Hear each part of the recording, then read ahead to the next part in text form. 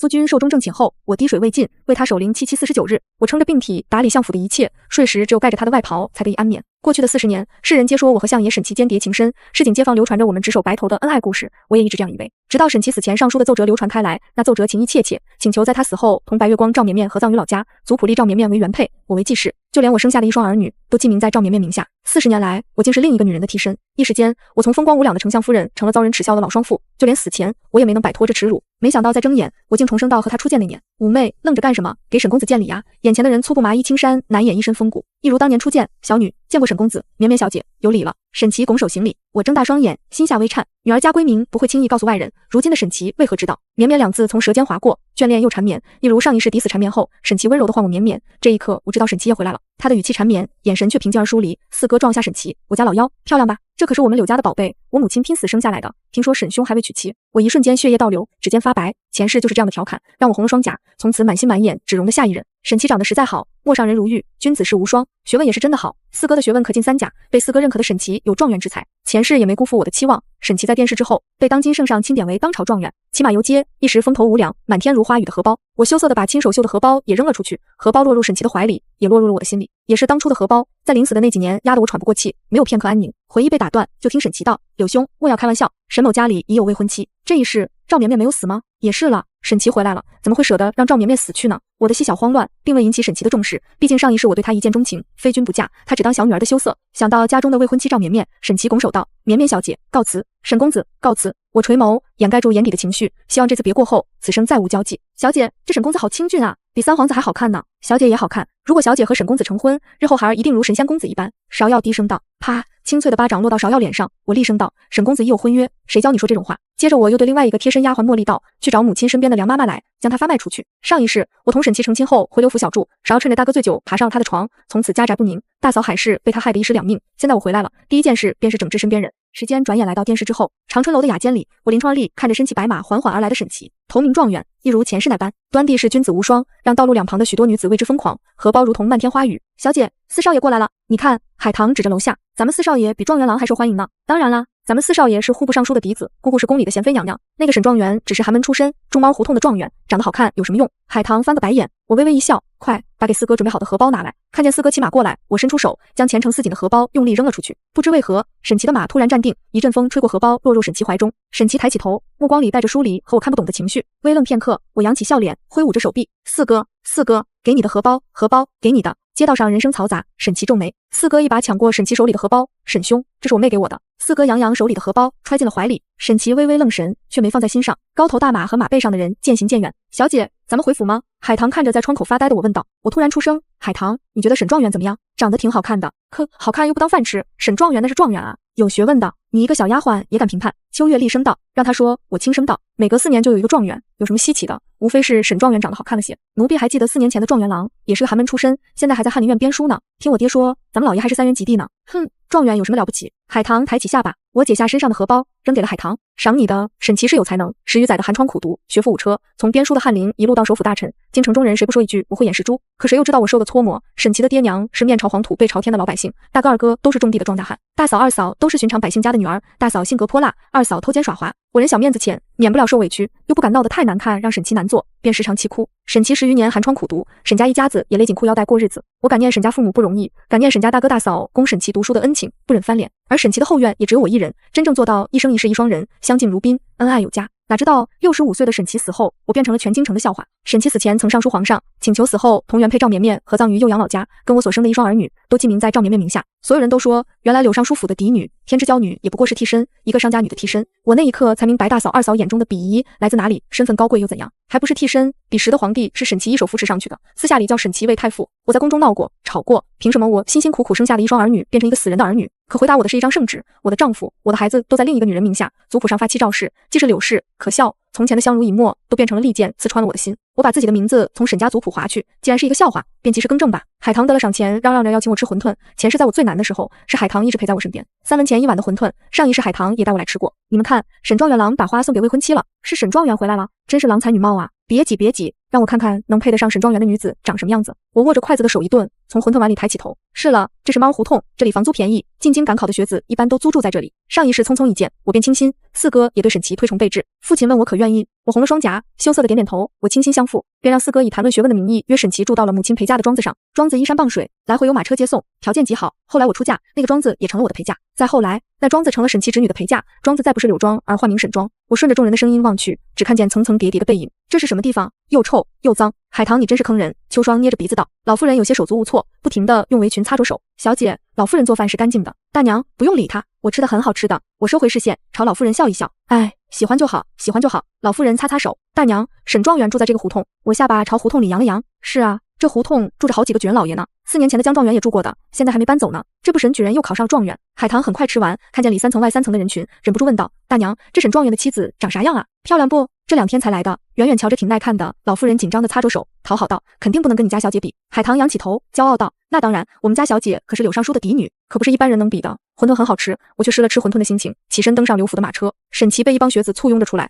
沈状元不醉无归，陈某请沈状元吃酒。我撩开马车帘子，正好看着沈琦拱手道：各位兄台，以后都同朝为官为国效力，这顿应该由沈某请客，请诸位仁兄不嫌弃。沈琦的声音很好听，清朗温润，可后来随着沈琦官位越做越大，清朗的声音日渐冷冽。他怨我不敬婆母，可是晨婚定型，我不曾少过1日，哪怕是在病中，他母亲生病也是我衣不解带的照顾。他怨我处理不好妯娌关系，可是他的大嫂李招娣吃的穿的都是我给的。李招娣的3个孩子，2男1女，娶妻是我相看的人家，生子是我安排的稳婆奶娘，女儿的嫁妆都是我出的。二嫂的2子，大儿子沈图以刘府的名义走私贩盐，是我出面砸银子捞出来的。二儿子沈南科考不顺，是我便请名师教导。多谢沈状元，走，咱们去天香楼，不醉不归。我落下轿帘，就听沈琦温柔地说道：绵绵，你同我们一起去吧，可好？好，琦哥哥。娇娇弱弱的声音有几分若柳扶风的韵味。车帘晃动，一张白嫩同我有2分相像的脸一晃而过。赵绵绵正好也看见了马车上的我。琦哥哥，那个马车上的姐姐好漂亮，她是不是在看你？沈琦顺着视线看过去，便拨开众人，向着柳家马车走来。可是柳小姐？疑问句带着肯定，还有2分不耐烦。见过沈状元，我声音清冷。赵绵绵追上来，轻拉着沈琦的袖角。琦哥哥，你认识车上的小姐？就听沈琦温柔地回道：一个同窗的妹妹，见过一面，不熟。我吩咐道：回府。众人应是，4个大丫鬟分别立于马车2侧，车夫拱手，请沈状元让一让。沈琦微微皱眉，侧身让开。有人道：沈兄，这是谁的马车？好生气派。沈状元还认识如此人物，以后飞黄腾达指日可待。另一人道：你看这马车4角包着金，上面挂着琉璃风铃，上面还挂着柳家字样，这是柳尚书家嫡女的马车。前兄怎么看出来的？这马车是柳尚书嫡女及笄时宫里贤妃娘娘送的。李某也听说了，这马车刀砍不坏，火烧不燃。众人一片唏嘘。前世的此时，我已经同沈琦敲定亲事，故而没有参加长公主举办的春日宴。但这次我决定去看看。长公主谢玄曾经被先皇送去与北国太子和亲，后北国动乱，太子身死，长公主带着女儿回到故土。皇帝感念长公主为国联姻，年轻守寡，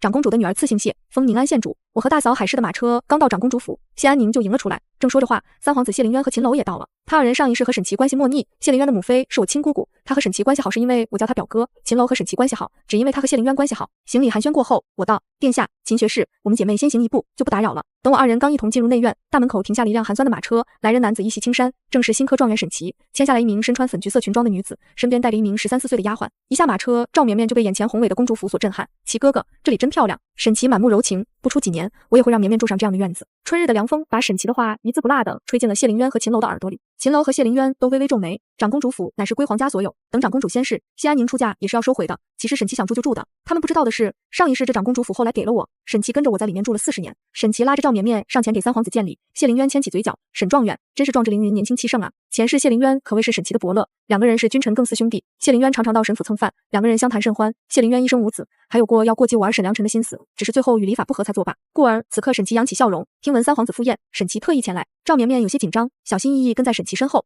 3皇子，这是沈某未婚妻赵绵绵。沈琦回头，目光温柔，绵绵给3皇子行礼。赵绵绵作为商家女，不会宫廷礼仪，便微微屈膝服礼道：小女赵绵绵见过3皇子殿下。你叫绵绵？谢灵渊突然出声。赵绵绵低头垂目，是小女赵绵绵，春雨绵绵的绵绵。谢灵渊哈了一声，抬步就走。秦楼目有所思，拱手道：沈状元，沈夫人告辞。秦大人无需多礼。沈琦拱手并未躬身。秦楼是翰林学士，行走殿前。沈琦只是新科状元，刚入翰林院，对于上级前辈，沈琦并未躬身，反而脊背挺直。沈琦不觉得自己有错，上一世他在翰林院只任职不到3月，便升至翰林院学士，给皇上拟定圣旨，常伴皇帝左右了，一时风头无两，顺风顺水，故而沈琦仅用的是平级礼仪。秦楼微微皱眉，沈状元告辞。沈琦带着赵绵绵进了公主府正门，被公主府的嬷嬷拦了下来。这位夫人。嬷嬷说完，发现赵绵绵并未梳夫人发髻。这位小姐，请跟老奴来，夫人小姐们都在内院。院。沈琦停下脚步吩咐道：“嬷嬷，这是我的未婚妻，好好照顾她。”沈状元，老奴只负责接待宾客。嬷嬷态度冷淡疏离。沈琦有些不悦，上一世长公主死后，谢安宁回到北国，这个嬷嬷就去了我身边，对她很是恭敬。看到沈琦甩脸色，嬷嬷毫不在意，冷声道：“这位姑娘请吧。”赵绵绵轻轻拉着沈琦的衣袖：“琦哥哥，绵绵没事，你放心吧。”沈琦轻轻点头，交代道：“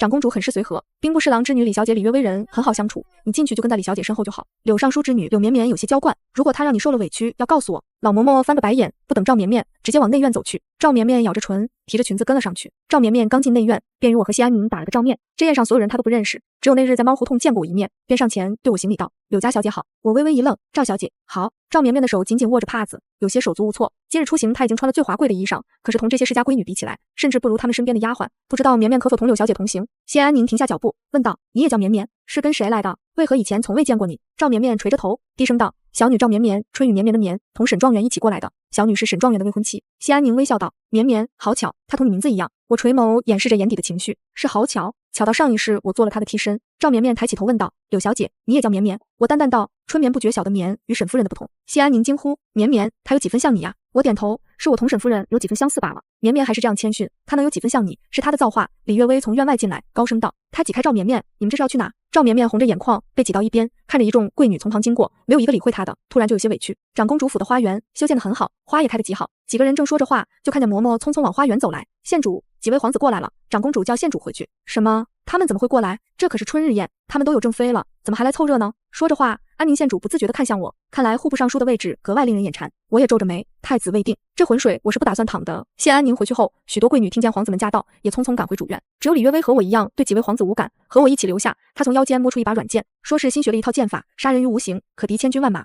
我知他素来跳脱，陪着他一同笑闹。忽听见有脚步声来，有人出声道：“绵绵怎么在这坐着？可是有什么好看的？”我同李约薇起身行礼，参见大皇子、二皇子。我心下明了，恐怕这两个皇子今日是为我所来的。我跌跌迟迟不站队，这二人都想搏一把。这公主府我许久不来，绵绵表妹可愿意陪大表哥走走？大皇子谢灵溪话音刚落，二皇子便笑道：“绵绵表妹若是不想走，也可坐下来一起说说话，也是好的。”我还没想好如何应对，便看见安宁县主带着一群贵女向这边走来。李约薇的庶妹李如不等那一众贵女，便快步上前来，含羞带怯的行礼：“小女兵部侍郎之女李如，见过两位殿下。”在场之人谁都能看得出李如是何心思，却也没有点破，只在大家提议游湖时纷纷赞同。看着众人都上了船，我往后退一步，并不想上去，可轻轻一瞥，发现另一边一众男子正在往湖边而来。沈琦跟在谢灵渊身边，嘴上说着什么，神情极其愉悦。比起游湖，我更不想再跟沈琦有交集，真是前有狼，后有虎。船慢慢往湖中间划过去，大皇子、二皇子正在和一众贵女相谈甚欢。像李如那样的庶女和小官家的嫡女偏多，毕竟皇上身体康健，有底蕴的世家大族不会太早站队，但是嫁个庶女倒是无妨，就像我们柳家柳青儿。赵绵绵见到岸上的沈琦，想起他说李小姐很好相处，便问李约薇：“李小姐，你可以让船家划回去吗？我想回去找人。”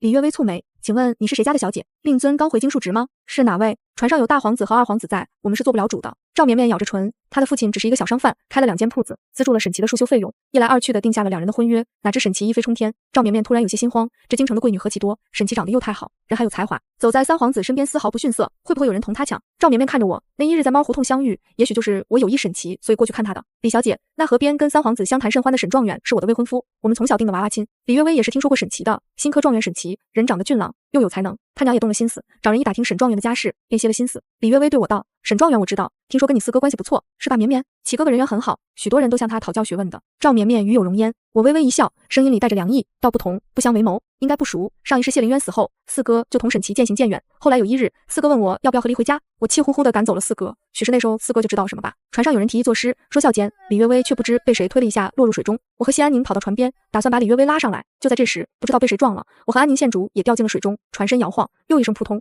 赵绵绵也被撞下了水。大皇子第一个跳入水中，二皇子也紧随其后。看着冲我游过来的两人，我脚下使劲用力，假装被水流冲远了。可毕竟男子的体力要好一些，眼看马上要抓住我了，我心一横，憋了口气，消失在水面上。我在水里吐着泡泡，马上就要坚持不住了。只见水下一个身影冲我游了过来，嘴对嘴给我嘟了一口气，便拽着我的手使劲往上拉。还没等我反应过来，只听谢灵渊道：“晕过去。”知道是真表哥，我悬着的心终于放下，回了一句：“好嘞。”脑袋一歪，晕了过去。谢灵渊游到岸边，接过他身边内侍递过来的披风，把我裹了个严严实实，直接抱着走了。大皇子恨恨地拍打着水面，而我四哥作为一介书生，求水的速度没有谢灵渊快，眼睁睁看着自己的妹妹被表哥带走了，还没等伸手一捞，一个身影就缠在自己身上了。低头一看，是安宁县主，只能拖着安宁上岸。李约薇在水里发现赵绵绵会求水，便在水里借力抓着赵绵绵的衣服，假装被赵绵绵救了，带出水面。赵绵绵微微一愣：“李小姐，你救了我，侍郎府必有重谢。”李约薇低声道：“哦，好。”其实不用谢。赵绵绵看出来了，李月薇恐怕比他还会求水。沈琪此时拨开众人冲了过去，绵绵，你怎么也落水了？落水的不是柳绵绵吗？怎么是你？他慌乱地脱掉外衫，把赵绵绵裹进去，回头厉声道：“送我们去监家院。”什么？老嬷嬷气急道：“沈状元，你再说一遍！”沈琪被吼得一愣，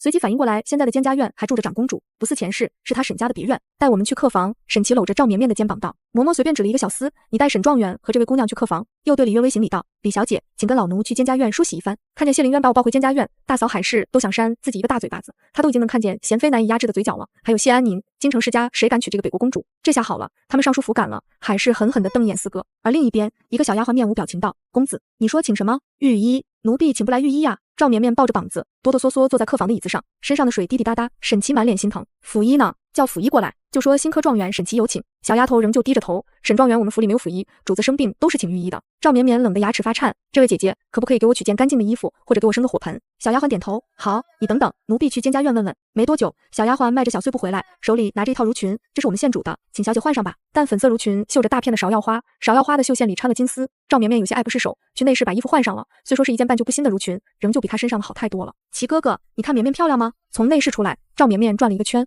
沈琪满脸宠溺，漂亮。绵绵，你先在这休息一会儿，我去监家院看看。齐哥哥，你是去看柳小姐他们吗？不知为何，赵绵绵心很慌乱。沈琪皱着眉，不是，我去看看三皇子，有些事要和三皇子谈谈。赵绵绵脸上有了笑模样，齐哥哥，我在这等你。沈琪揉揉赵绵绵的头，对着小丫鬟道：“你去取些吃食来，桂花糖蒸栗粉糕和核桃酥。桂花糖蒸栗粉里放些黑蜂蜜，核桃酥里放些西蜀蜜枣。”小丫鬟抬起头，脸上有了些许表情。沈状元的口味和柳小姐一样啊，奴婢这就去取。今天厨房特意备了刘小姐爱吃的糕点，你们也算有口福了。赵绵绵心里慌乱，咬着唇，眼睛里噙着泪。听说京城的达官贵人愿意绑架招婿，难道沈琪也有意，还是柳小姐家有意？她心下慌乱，沈琪却没察觉赵绵绵的异样。这几样糕点她上一世吃了许多年，已经成习惯了。沈琪轻车熟路地走到监家院，被告知三位皇子已经回去了。那柳绵绵呢？她也回去了吗？嬷嬷皱着眉，这沈状元怎将世家小姐的闺名随便叫出口？刘小姐已经回柳家了。沈状元想见柳家嫡女，请给柳尚书送拜帖，恕老奴直言，刘小姐是京中贵女，不轻易见外男。嬷嬷在心里寻思，这状元好像一届不如一届了。沈琪有些不悦，沈某想见一见长公主。沈状元稍等。嬷嬷转身进了内室。半刻钟后，嬷嬷从内室出来，抱歉沈状元，我们县主感染了风寒，长公主殿下在照顾县主，恐怕没空见你。沈琪皱了皱眉，转身就走。内室里，嬷嬷进来回报，殿下，沈状元走了。老奴冷眼看着沈状元有些不悦。长公主冷哼一声，不知所谓，本宫还活着呢，竟然肖想公主府。在门口发生的一幕，沈琪不小心说出的话，早有人禀报给了长公主。公主，她不会想娶县主吧？长公主手一顿放下给谢安宁喂的姜汤，不能吧？她可是有未婚妻的。老奴也说不好，她对咱们公主府很是熟悉。老奴觉得沈状元有些怪异，处处透着邪门。沈琪回到客房，赵绵绵正拿着糕点仔细地吃着，看见沈琪回来，她举起手里的糕点，齐哥哥，你尝尝这糕点好好吃，比猫胡同刘寡妇卖的还好吃。吃，小丫鬟忍不住笑了一声，这一声嗤笑尤为刺耳。沈琪厉声道：“跪下！”赵绵绵被沈琪突如其来的一声吓得手一抖，看着地上的糕点，面露心疼。小丫鬟抬起头，沈状元，你在跟奴婢说话，嘲笑主子，掌嘴。先前的不顺让沈琪的坏心情在这一刻爆发了。小丫头满脸不可置信，沈状元，你让奴婢掌嘴？奴婢是公主府的丫鬟，不是你沈状元的下人，沈状元没有资格惩罚奴婢吧？沈琪面沉如水，怎么，本官说话不好用吗？这是来自首府大人的气势，不要说一个丫鬟。往日沈琪脸一沉，宫里的小皇帝都抖一抖。沈琪眼里的暴风骤雨，有着上位者的威严。赵绵绵吓得一抖。沈琪厉声道：“你叫什么名字？本官今日就向长公主要了你。我不信因为一个丫鬟，长公主会得罪本官。一个寒门状元也要在我公主府耀武扬威吗？来人，请沈状元出去。”一道盛怒的声音传来。容嬷嬷，沈琪看见来人，也有些吃惊。此人上一世他是见过的，是皇帝身边的老人，出宫容养。没想到在长公主府，沈琪被这一句寒门状元点醒。是了，他现在还不是上一世的首府大人。于是收敛心神，对着容嬷嬷一拱手，转而牵起赵绵绵道：“绵绵，咱们回家。”赵绵绵看着桌上的糕点有些不舍，咬咬牙拿出帕子，把糕点倒在帕子上包了起来。沈琪没有说话，眼里有一丝不易察觉的嫌弃。我被三皇子谢灵渊救上来，而下水准备救我的四哥，却把安宁县主捞了上来。谢灵渊红着耳尖与我说：“如果你愿意嫁我，表哥就去请旨；如果你不愿意的话，表哥就给你准备嫁妆，送你出嫁。有表哥在，保你一世无忧，保你夫君高官厚禄。”我想起这样的承诺，的确在上一世实现了。他做了皇帝，一路提携沈琪，可惜上一世他活得太短。谢灵渊的母妃是我姑母，正妃娘家是个小官，表哥和父兄一样护我。这一世我不想爱人，只想爱自己，嫁给别人还不如嫁给表哥谢灵渊，轻松一辈子，什么心都不用操。所以我毫不犹豫答应了。而另一边，天刚亮，沈琪就醒来了。大雨过后，猫胡同充斥着鱼腥味和鸡屎味，没有泥土的芬芳和花草的香气，让沈琪有些不适应。赵绵绵和丫鬟睡在隔壁的屋子，还没有醒。沈琪有些渴，倒了一杯水，冰凉入骨。柳家的庄子上，后来的沈府，茶壶里的水永远是温的。上天总是眷顾我的，绵绵没有死，还有什么不满足的呢？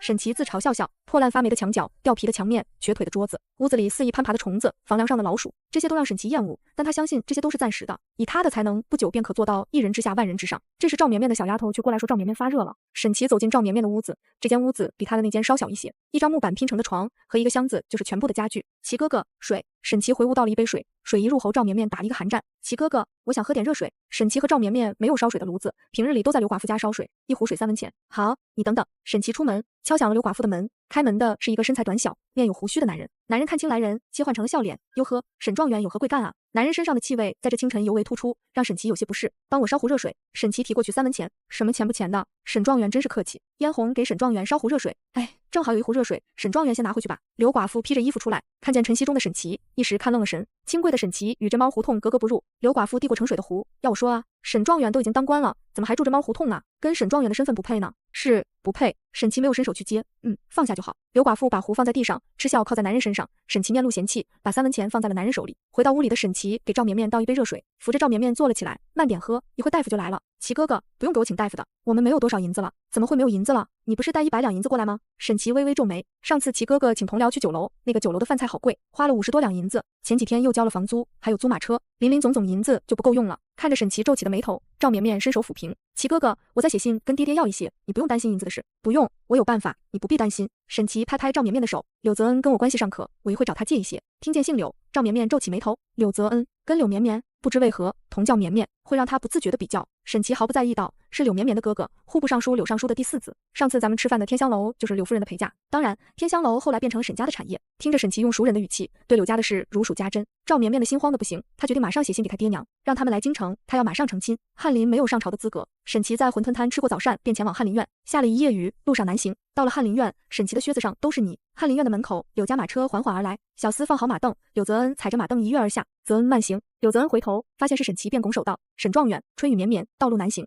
沈琦提起官服，恰好露出自己沾了泥的鞋子，面露为难。柳泽恩有些莫名其妙，无妨，马上就入夏了，夏天好，鞋子湿了一会儿就干。前一世，柳泽恩这人很是慷慨，只要他沈琦有困难，柳泽恩便会鞍前马后。沈琦只好又道：“家门口附近有些低洼，恐怕夏季一遇暴雨更难行。”柳泽恩恍然大悟：“沈兄住在京郊的庄子上吗？我家京郊也有个庄子，虽然远了些，但是风景宜人。住猫胡同。”沈琦是怎么也说不出口了。沈某想木修时去拜访柳大人，柳泽恩想到他爹因为他没照顾好妹妹，被三皇子救了，还不小心报了安宁县主，县下都没给过他好脸色，便拒绝道：“不方便，不方便。你如果找我爹有事，就写拜帖放在门房吧，自有门房会通报的。”沈琦一愣，曾经他去柳府从来不用通报。想到赵绵绵的病，沈琦决定先在柳泽恩那拿些银子。泽恩兄，不知可否？只见一内侍急匆匆跑过来，哎呦，柳探花，长公主和陛下都等着你呢。柳泽恩一拍脑袋，照我今个就应该告假。沈兄，有事一会再说。柳泽恩提着100就开跑，内侍在后面追。想到家里的赵绵绵，沈琦决定破例等等柳泽恩。可是这一等就是1小天，中午也没顾得上吃饭，柳泽恩也没回翰林院，沈琦只能找上一世跟他关系还不错的秦楼。秦兄，沈琦很自然地坐在秦楼身边。秦楼不爱与人亲近，便侧身挪动一下。沈状元，可是有事？声音里处处透露着不熟，让沈琦有些不适。我说过，同在翰林院，秦楼叫我沈兄便可，自来熟。沈琦长公主门口大放厥词，让秦楼很是不喜，对前辈没有一丝恭敬，让秦楼更不喜。平日里温暖如玉的秦楼冷了脸。沈状元，可是找秦某有事？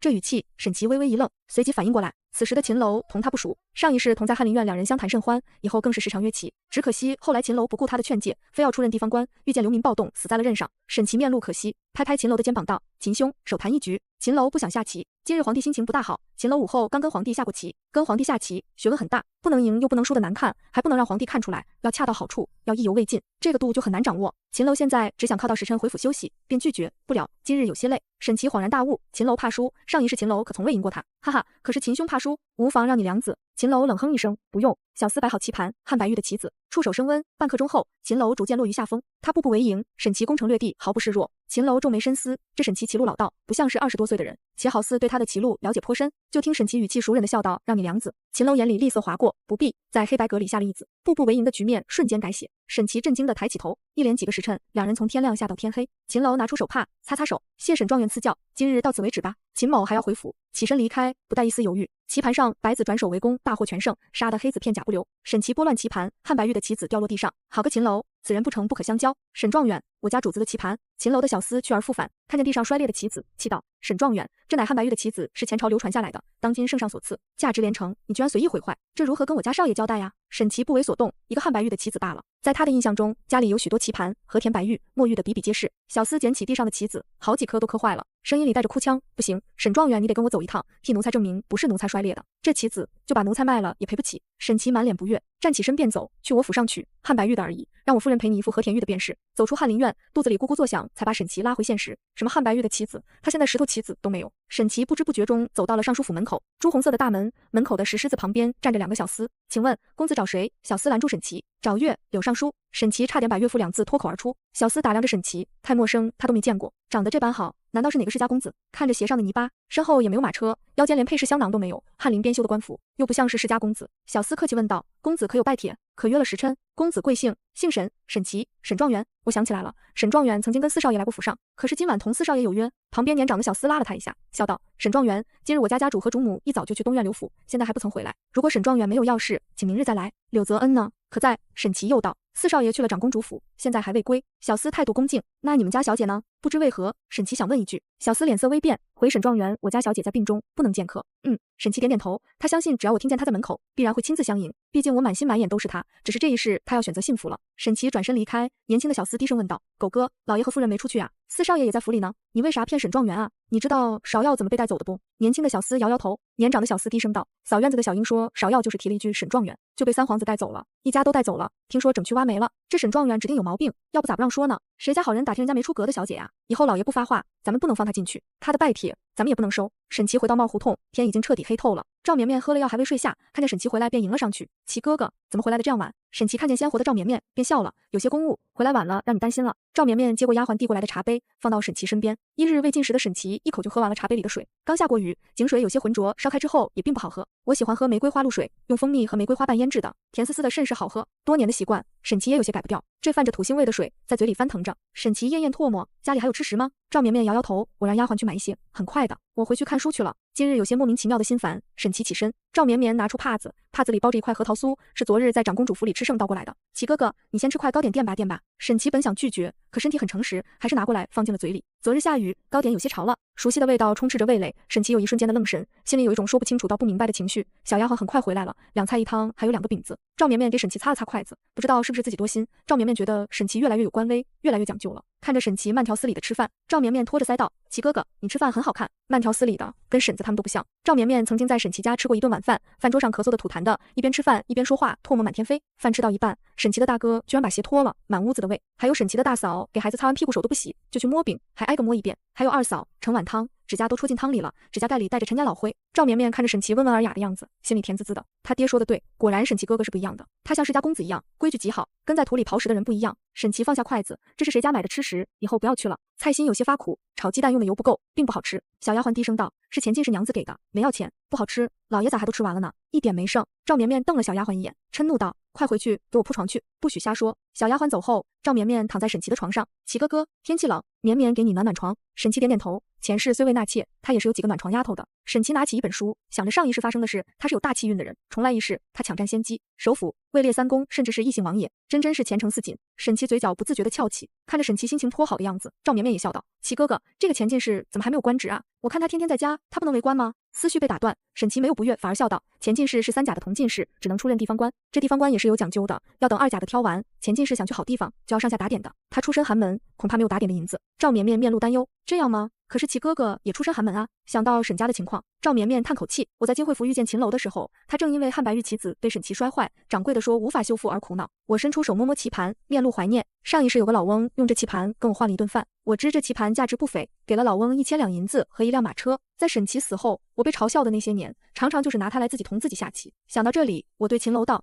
秦大人，小女有个法子想试一试，也许能修复这棋子。就在这时，门口进来2个人，赫然就是沈琦带着赵绵绵。看见我，赵绵绵左脚踩右脚，哎呀一声跌到了沈琦的怀里，然后又慌乱地抬起头：柳小姐也在呀，琦哥哥带我来买首饰。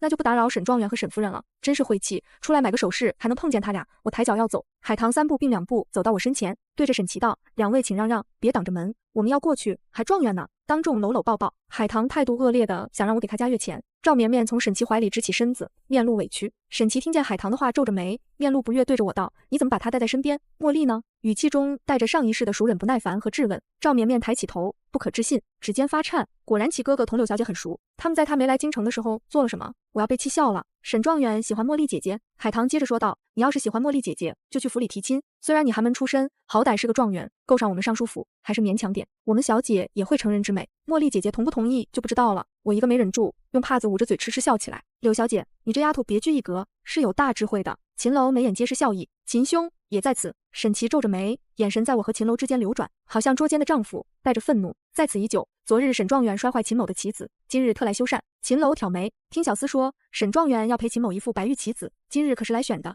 秦楼小厮高声道：是，昨日沈状元让小的去他府邸取，小的打听了一圈，都没打听出来沈状元府邸在哪。什么白玉棋子？齐哥哥不是带我来买珠花的吗？赵绵绵也顾不得心中酸涩了。我出声道：原来沈状元是来选棋盘的。我记得金惠府有一副羊脂白玉的棋盘，是吧掌柜的？是，有。掌柜的笑得见牙不见眼。我挑眉，那还不快去给沈大人取来？沈大人兰之玉树，可是今年新科状元，配得上最好的金丝楠木的盒子，一整块羊脂白玉雕刻成的棋盘，四角包着金边，白字是白玉，黑子是墨玉。棋盘打开的瞬间，赵绵绵一阵心惊，不由得拉住沈琦的衣袖。齐哥哥，沈琦和我皆是一愣，这棋盘是我前世的嫁妆之一，沈琦很是喜爱，我一直以为白玉棋盘是母亲的嫁妆，后又传给了我，原来不是啊。沈琦面露怀念，多谢绵绵，又改口道：多谢柳小姐，不客气，齐哥哥。赵绵绵甜蜜一笑，秦楼拱手道：多谢沈状元，掌柜的给我包起来。掌柜熟练的包好，对着道：沈状元，晨会3200两，收您3000两。您看我是给您送府上去，还是送马车上去？赵绵绵惊讶出声，就那一点金子就值3000两吗？你们不会合伙坑人吧？掌柜冷了脸，这位姑娘，我们店铺童叟无欺，价格公道，你可以在整条街上比较，我们金惠府最实惠。绵绵，你怎么看？沈琦突然出声。赵绵绵摇头，沈哥哥，我看不行，这小东西哪里值3000两？3000两买一处小宅子不好吗？赵绵绵抬头发现沈琦脸色不好，便自觉地闭上嘴。海棠翻个白眼，小姐回不回府？奴婢手都酸了，别看热闹了。我笑道：掌柜，包几朵珠花送到柳尚书府去，适合海棠的也挑几朵。海棠嘻嘻笑起来，谢小姐。掌柜的，我喜欢粉色的珍珠。说完，我带着海棠准备走。沈琦出声道：绵绵，柳小姐请慢。还没等我回话，海棠眉毛一挑，沈状元，不会没银子付账，想让我家小姐给你付钱吧？我轻咳一声，海棠，不许瞎说。赵绵绵又急又气，柳小姐不要误会，齐哥哥叫的是我，不是你。我点头，带着海棠登上柳家的马车。金惠府内，秦楼拱手道：多谢沈状元，掌柜的，棋盘送去秦家。秦楼走出几步，又对掌柜的道：柳小姐要的珠花，记我账上。掌柜喜笑颜开，亲自给秦楼送上马车，转过身对沈琦道：沈状元，这边结账，晨会3000两。沈琦冷着脸，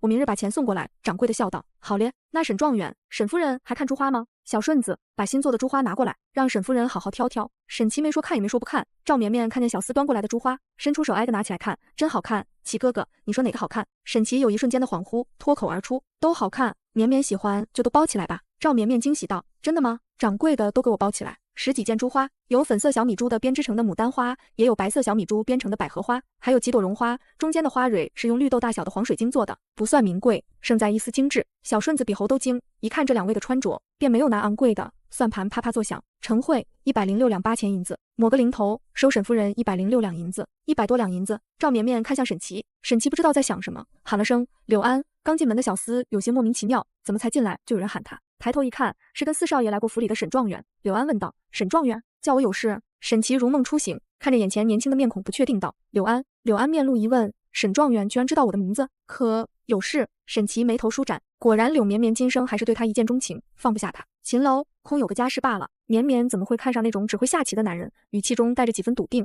柳安，可是你家小姐让你来的。柳安看看沈琦，又看看赵绵绵，莫名其妙。他转身对喝茶的掌柜道：掌柜的，我们小姐说定一套红宝石头面，要割血红的，每颗石头要鸽子蛋那么大的。掌柜站起身道：敢问小哥，柳小姐做什么用？是自己带还是送人？我让白师傅画好图纸给柳小姐送去。宋安宁现煮的，现煮喜欢精致的，小姐说让掌柜的看着办吧。柳安回道：保准柳小姐满意。掌柜的喜笑颜开，小姐交代的事情办完了。柳安起身离开。上一世的柳安是沈琦的小厮，很是得力，对沈琦也是恭敬细心。如今柳安的态度让沈琦皱起眉头。掌柜给小顺子使个眼色，小顺子上前道：沈状元，这几件首饰你还要吗？赵绵绵拽拽沈琦的衣袖，他真的很喜欢，以后再赴宴他也可以带着，配上从公主府拿回来的衣服，一定更好看。沈琦看向托盘里，成色不好，款式也不够精致。他的印象中，柳绵绵从来没戴过这样的珠花，或者说柳绵绵很少戴这样的细小的珍珠或者绒花，除非特别精致的。这样的珠花，别说柳绵绵了，就是他大嫂二嫂都不愿意戴。沈琦皱起眉，这些都不好，跟你不配，珍珠大小不一，光泽度也不够，这做绒花用的丝线也不好。赵绵绵拿着珠花的手一顿，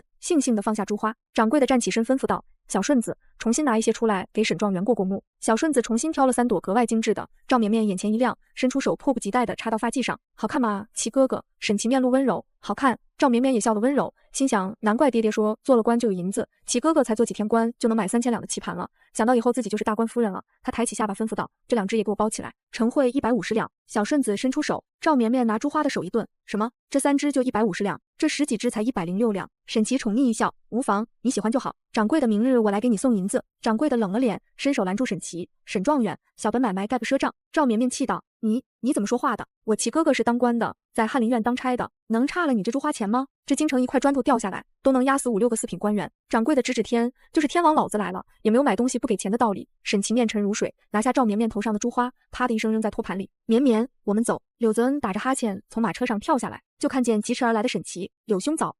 柳泽恩轻装简行走在前面，小厮抱着书。沈琦看着这个上一世的四舅哥，想起上一世他对自己的慷慨，便道：春日宴同三皇子相谈甚欢，不知柳兄和三皇子最近可有空？沈某做东，请二位天香楼一聚。柳泽恩皱着眉，跟表哥相谈甚欢，没看出来啊，便道：改日吧，最近有些忙。柳兄在忙什么？沈琦被拒绝有些不悦，毕竟几十年了，没人敢拒绝他，忙着婚事呗。柳泽恩咧嘴一笑，沈琦恍然大悟，柳兄的婚事定下来了。陇西崔氏的确是好人家。柳泽恩停下脚步，面露不悦，什么崔家？沈状元，你别败坏崔家小姐的名声，你不是同崔家14娘定的亲吗？沈琦脱口而出。柳泽恩往左一步，同沈琦拉开距离，厉声道：谁同你说的？我同沈状元也算同窗旧友，切莫败坏我与崔家小姐名声，告辞。沈琦呆愣在原地，怎会如此？上一世柳泽恩对他极其欣赏，甚至为了与他相交，不惜将自己的亲妹妹柳绵绵介绍给自己。不过53刻，翰林院学士张栋大人拿着一份拟好的赐婚圣旨，安宁县主封安宁郡主，赐婚于翰林院编修柳泽恩。钦天监算的良辰吉日是8月初8。柳泽恩刚坐上马车，没走多大会儿，小厮敲响了车厢。少爷，沈状元在路边等您呢。柳泽恩撩开帘子道：沈状元，可是有事？柳兄，我有事同你说。张栋已经拟定了圣旨，是你的赐婚圣旨。柳泽恩冷了脸，偷看上级文书，对上级不用敬语。这小地方出来的沈琦，胆子是真大呀！他要是敢直呼张大人名讳，他爹就得一巴掌呼死他。其实怨不得沈琦，沈琦上一世长达近30年的身居高位，那种优越感和官架子，一时半会也改不回来。虽然已经小心了，但是不经意间带出来的不敬更让人生气。柳泽恩拱手，谢沈状元关心。柳某已经知晓。车厢里光线暗，沈琦并没看出柳泽恩的不悦，又道：安宁县主并非良配，那种血脉不纯的人怎可为妻？柳泽恩当即落了脸，面如寒霜。回府，沈琦看着远去的马车，俊眉紧锁，好言难劝该死的鬼，我已经仁至义尽。他日谢安宁回北国，跑不了你一个通敌卖国的名声。尚书府和长公主府的婚事就这么定下来了。接到圣旨后，谢安宁得知自己如愿以偿，又哭又笑，大病了一场。长公主把嫁妆单子越写越多，越写越长，要不是公主府是御赐的，她100年之后要还回去的。长公主都要把公主府写进去了。长公主府的嫁妆单子一家再加，让我娘不得不拖着病体起来操持四哥的婚事。看着娘日渐消瘦，我跟着嫂子海氏操持起家中事宜。婚嫁之事对我来说手到擒来，毕竟前世沈琦一众侄子侄女的婚事都是我出银子出力操办的。今日我从外面回来，刚下马车，并见门口的沈琦。柳小姐请留步。沈大人有事。沈琦拱手行礼，沈某想见一见尚书大人，或者三皇子殿下。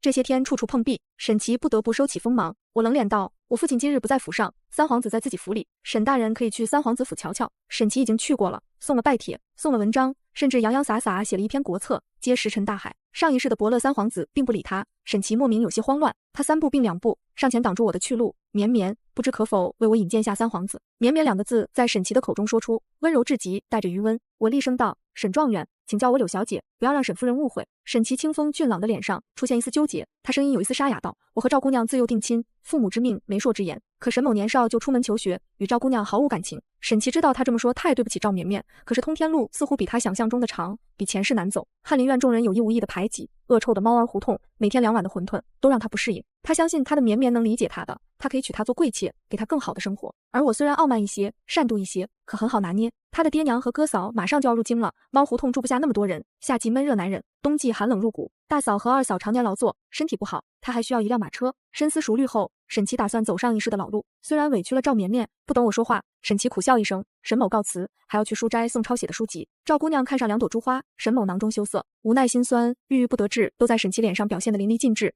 让人无端生出几分心疼。上一世他将赵绵绵放在心底40年，死后还要与赵绵绵合葬，将我的脸面放在地上踩，让我成为京中所有人茶余饭后的笑料。今天却能说出这种话，上一世我却爱这种人爱了一生。我内心冷笑，又故作羞怯道：难为沈状元了，赵姑娘太不知事了。只是表哥出门办差，何时归来，绵绵也不知晓。等表哥归来，再怎么样。我假意害羞，没有说出口。很快与秦楼约定的10日期限已到，我让4哥柳泽恩带着我修复好的棋盘交给秦楼。秦楼拱手道：柳兄替我多谢柳小姐。柳泽恩急忙还礼：秦大人客气客气，秦某须长柳兄几岁，柳兄叫我秦兄便好，同在翰林院无需客气。秦楼知道柳泽恩在翰林院只是暂时的，柳泽恩知道秦楼只是怕麻烦，要不然早一飞冲天了。两个人你好我好，一起进了翰林院。沈琦看着相谈甚欢的两人，踌躇之后便迎了两人走去，拱手道：“秦兄，柳兄。”秦楼站直身子，笑意收敛。沈编修可是来还本官棋子的。金惠福的掌柜的说沈修边一直未去送银子，沈琦只觉羞愤欲死，撑着身子道：“沈某最近囊中羞涩，请秦兄宽恕几日。”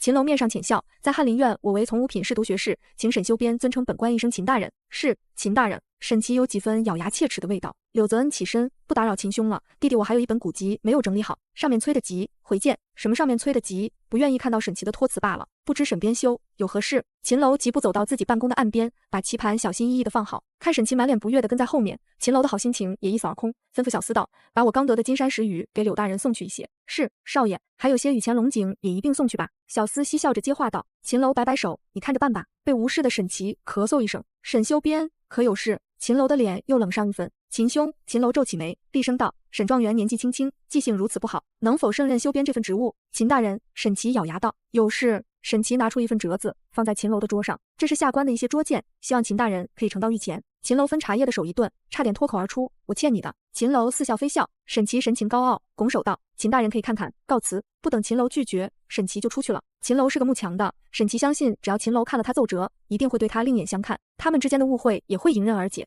沈琦走后，秦楼拿起奏折，小厮推门进来：“少爷，你说柳小姐怎么修复好棋子的？世上怎么会有这么手巧的女郎君呢？小的怎么也看不出来哪几颗是修复过的。”秦楼接过小厮手中的棋子，对着阳光照了照：“走去金惠福。少爷，你先去马车上，我把茶给柳大人送过去。”秦楼起身，拿起棋盘出门。小厮拿起沈琦的奏折，顺手扔进了烧红的炭炉里。沈琦带着他娘在尚书府门口急红了眼，我装作没看见，只专心的清点送聘清单。今日是四哥给安宁郡主下聘的日子，金银玉器、绫罗绸缎，零零总总88台聘礼。哎呦，俺的娘嘞，这么长的队伍得装多少好东西啊，比县太爷娶儿媳妇还阔绰嘞。老三啊，这是谁家呀？沈琦没有说话，上一世我的嫁妆比这还多。明面上整整108台嫁妆塞得满满当当，床是金丝楠木的，家具都是清一水的红木，摆件不是和田玉就是红珊瑚。在婚前我爹还送了他一套宅子，让他觉得自己是个赘婿。三娃，你看门口那小姑娘长得跟绵绵有点像。老太太拽拽沈琦，人群里沈琦的大嫂盯着我的头面，咽咽唾沫。娘，你没听人说那是柳尚书家的小姐吗？乖乖啊，这么好看的首饰，要是俺的就好了。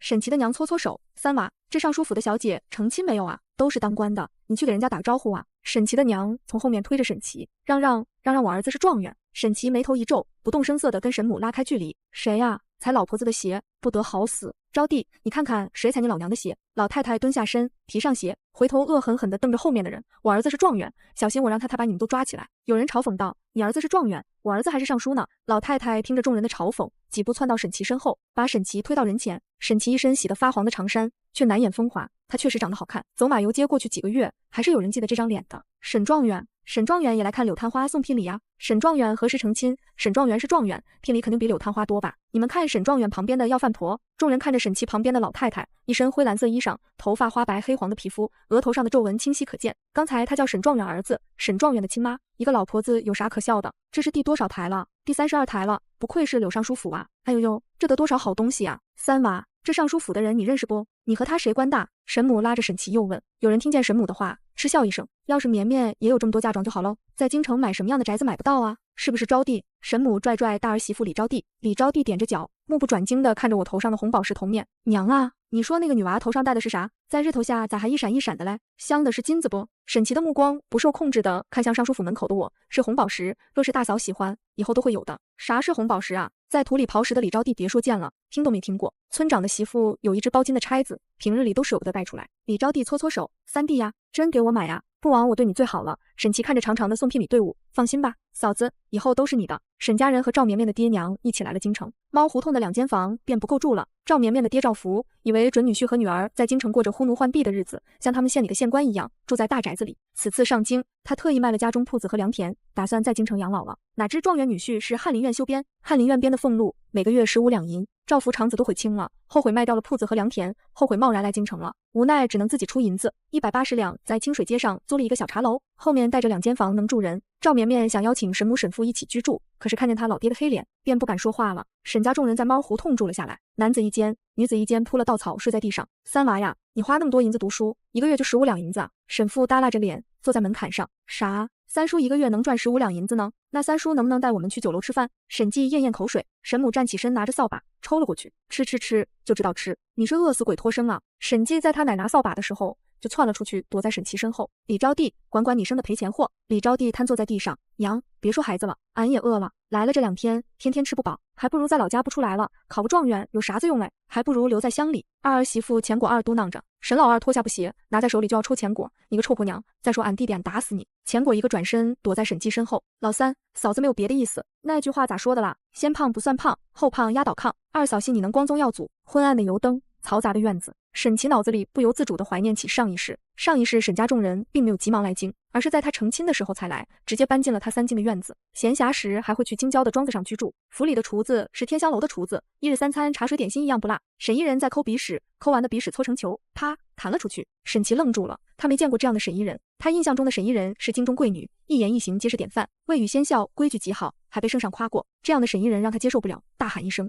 沈一人。屋子里众人面面相觑。沈母出声道：三娃，谁是沈一人啊？坐在稻草上抠鼻屎的小姑娘看见他三叔正看着她，双手在短褂上蹭了蹭，露出一个讨好的笑。三叔，你看俺干啥呀？沈母一拍桌子，你三叔看你是你的福气。小贱蹄子站起来。抠鼻屎的小姑娘哆哆嗦嗦站起来，露出一个讨好的笑容。这样的沈一人让沈琦熟悉又陌生，沈琦瞳孔一缩，眉宇间皆是厌恶，转过头不再看。我出去走走。咕噜噜，不知道是谁的肚子。李招娣搓搓手，讨好的一笑。他三叔是不是有人请你吃饭？你带上大嫂呗。沈老大抬起手，做事要打。你个上不得台面的臭婆娘，你去做什么？别给俺弟丢人。见沈琦没阻止，沈老大悻悻地放下手，去吃饭吧。沈琦也的确饿了，去哪里吃啊？三叔，俺还没吃过京城里的饭菜嘞。沈记搓着手，去天香楼。沈琦眼眸闪烁，天香楼里烛火通明，犹如白昼。几位客官，里面请。小二看清沈琦，热情道：哎呦，沈状元啊！沈状元里面请，天字1号。沈琦脱口而出，听到天字1号，小二低垂着头，掩盖住眼底的鄙视。天字1号有最低消费的，要100两以上，还必须是4品以上官员才能预定的。呵，一个翰林院修编还想去天字1号，心里不细，嘴上却惋惜道：哎呦，沈状元不巧，天字1号经有客人预定了。沈状元下次派来人通知小的一声，小的一定给您留。沈琦点点头，找个清静点的房。好嘞，地字3号，楼上请沈状元。小二伸出手，沈琦听见地字，眼里闪过不悦，想到如今的情况，又安慰自己都是暂时的，只要他娶了柳绵绵，回到正轨，一切都会好起来的。沈家众人还没见过如此气派的酒楼，他们身上的穿着和酒楼格格不入，一时间有些局促。沈母拽着沈琦的衣袖，老三，咱们吃点馄饨就行，这得多少钱啊？沈母的小心翼翼让沈琦有些心疼，不由放慢了语气，娘，都是咱家的，你喜欢就常来。小二假装没听见，引着众人上了楼。八宝鸡、松香肘子、糖醋鱼、蟹粉狮子头、荷包里脊、香酥鸭、爆炒凤舌、烧鹿筋、老母鸡汤，好家伙，都是肉菜，也不怕腻得慌。小二贴心地问道：沈状元不要素菜吗？今日新来的藕不错，清脆又爽口。沈琦看向自己的爹娘，沈父沈母一起摇头，不要不要。沈家众人点头，表示不要素菜，肚子都没有水，根本腻不住。主食要碧梗饭、荷叶饼。沈琦如数家珍，好嘞。沈状元，沈老爷夫人稍等片刻。小二出了门，沈母扬起下巴，对着2个儿媳妇道：看看，还得是老三，老娘要是指望你们这帮赔钱货，这辈子都吃不起酒楼。李招娣笑道：那是嘞，自从我嫁到沈家，俺就知道老三就是文曲星下凡尘。那戏文里都说嘞，中状元娶公主，我们三叔就差娶个公主嘞。钱果献媚道：我们三叔神仙一样的人，别说公主了，就是神仙妃子也娶得。闭嘴吧，老三是有婚约的人。沈父拍拍桌子，老三，你年纪也不小了，现在也算是功成名就了，把婚事办了吧。沈琦目光深沉，再等等吧。沈家众人出来的时候，掌柜算盘打得啪啪响。沈状元、沈老夫人、沈老爷吃好了，呈会183两银子。沈母嘴角油光锃亮，惊呼一声：什么？龙肝凤髓吗？100多两银子。掌柜虽脸上带着笑，语气却明显冷了几分。沈老夫人，我们天香楼是京城的老字号，价格一向公道，童叟无欺。不信你问问这大堂的食客。有人哄笑道：老太太，吃不起就别吃，就是嫌贵就少点2道菜，180多两，吃的可真不少啊。没钱还点那么多，吃霸王餐的呗。角落里2名带刀的食客站起身，谁吃霸王餐？巡捕在此。沈母看见2人腰间的刀，往后缩了缩。掌柜的，记账。沈琦面沉如水。沈状元，概不赊账。掌柜的脸色微变，沈琦也冷了脸。翰林学士张栋、礼部尚书孙曙皆能记账。掌柜的眯起眼睛，这2位大人记账的事，一般人都不知道，为何新科状元沈琦知道？沈琦又道：沈某同柳兄交情匪浅，常入柳府。掌柜恍然大悟，随即又变了脸色。这2位大人记账，四少爷也不知道啊，只有夫人老爷同五小姐知晓。掌柜的看向沈琦的脸，难道这是要做柳家的乘龙快婿了？掌柜的眯眯着眼笑起来。沈状元签个名。沈家众人飘飘忽忽走出天香楼，打着饱嗝。沈记搓搓手，靠近沈琦：三叔，明天咱们还能来吃吗？若是想，便来吧。沈琦满心的愧疚，对赵绵绵的愧疚。爹娘，你们回去吧，我去走走。沈母吃得太饱，困意上来了，早就想回去。沈琦打着酒嗝，鬼使神差地走到朱雀大街，他前世的院子。夜晚的街道格外宁静，朱雀大街的宅子里面都住着贵人。前世虽有一些屈辱，沈琦也极其喜欢这个院子。院子里泰山奇石，荷花池里面养着名贵的锦鲤。院子里随便一件家具都是柳尚书精心准备的，里面规矩森严，仆人也得力。爹娘来了京城后，里面多了许多欢声笑语。慢慢的开始住不下，柳绵绵又把相近的宅子买下来，2个宅子扩在一起就是沈府。沈琦摸着朱红色的大门，此刻大门上还没有牌匾。沈琦告诉自己再等等，只要再娶了柳绵绵，很快他还是这里的主人。只是同赵家的婚书有些麻烦，赵绵绵一心为他，一定会理解的。做贵妾并不委屈他。吱嘎一声，大门从里面被打开，沈琦的手还来不及收回。谢凌渊，你怎么会在这？什么人？一把钢刀架在沈琦的脖子上，沈琦来不及思考，脱口出：求九。求九眼中杀意尽显，仿佛只要呼吸间，沈琦人头落地。谢凌渊轻咳一声：沈状元，你怎么会出现在此？求九收回了手中的刀。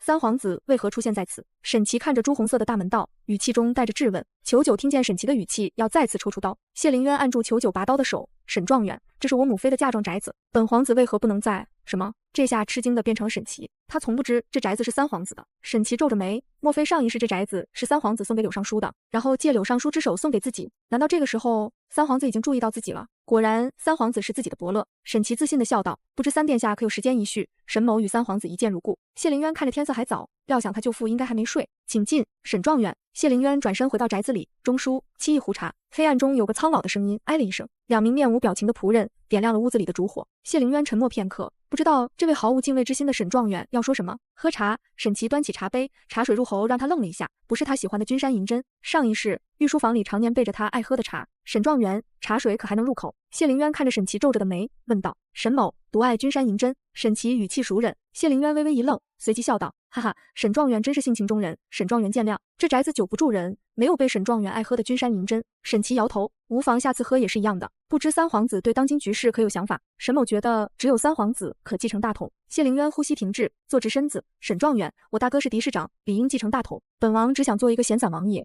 从未想过那个位置。沈琦恨铁不成钢，上一世就是如此。谢凌渊这人对什么都是淡淡的，当皇帝也是。沈琦低声道：沈某知道大皇子的错处，可知大皇子死地？谢凌渊的目光从沈琦脸上移至手边的白釉青花茶杯上。哦。沈状元说笑了，大哥一向君子端方，能有何错？还是致死的错误？大皇子的错处是沈琦重生后最大的筹码，此处不便深说，日后定然告知。谢凌渊垂眸端起茶杯，这沈状元是在向他要身份。撇开大皇兄不谈，二皇兄风神俊朗，很得父皇喜爱。本王成婚多年无子，恐怕要让沈状元失望了。无妨，宗室孩童甚多，过继一个聪慧之子便可。哦，沈状元可有人选？谢凌渊似笑非笑，人选当然有。上一世的小皇帝就不错，对他这个首辅的话言听计从，可惜此时此刻还未出生，日后总会有的。三皇子无需着急。谢凌渊黑了脸，举杯送客。今日天色渐晚，就不久留沈状元了，免得沈状元娇妻独守空房。烛光不亮，沈琦并未看见谢凌渊黑脸，他打量着屋里的一桌一凳，面露怀念道：沈某还未娶妻。转念想起柳绵绵对他的痴迷，又道：不过也快了。第二日，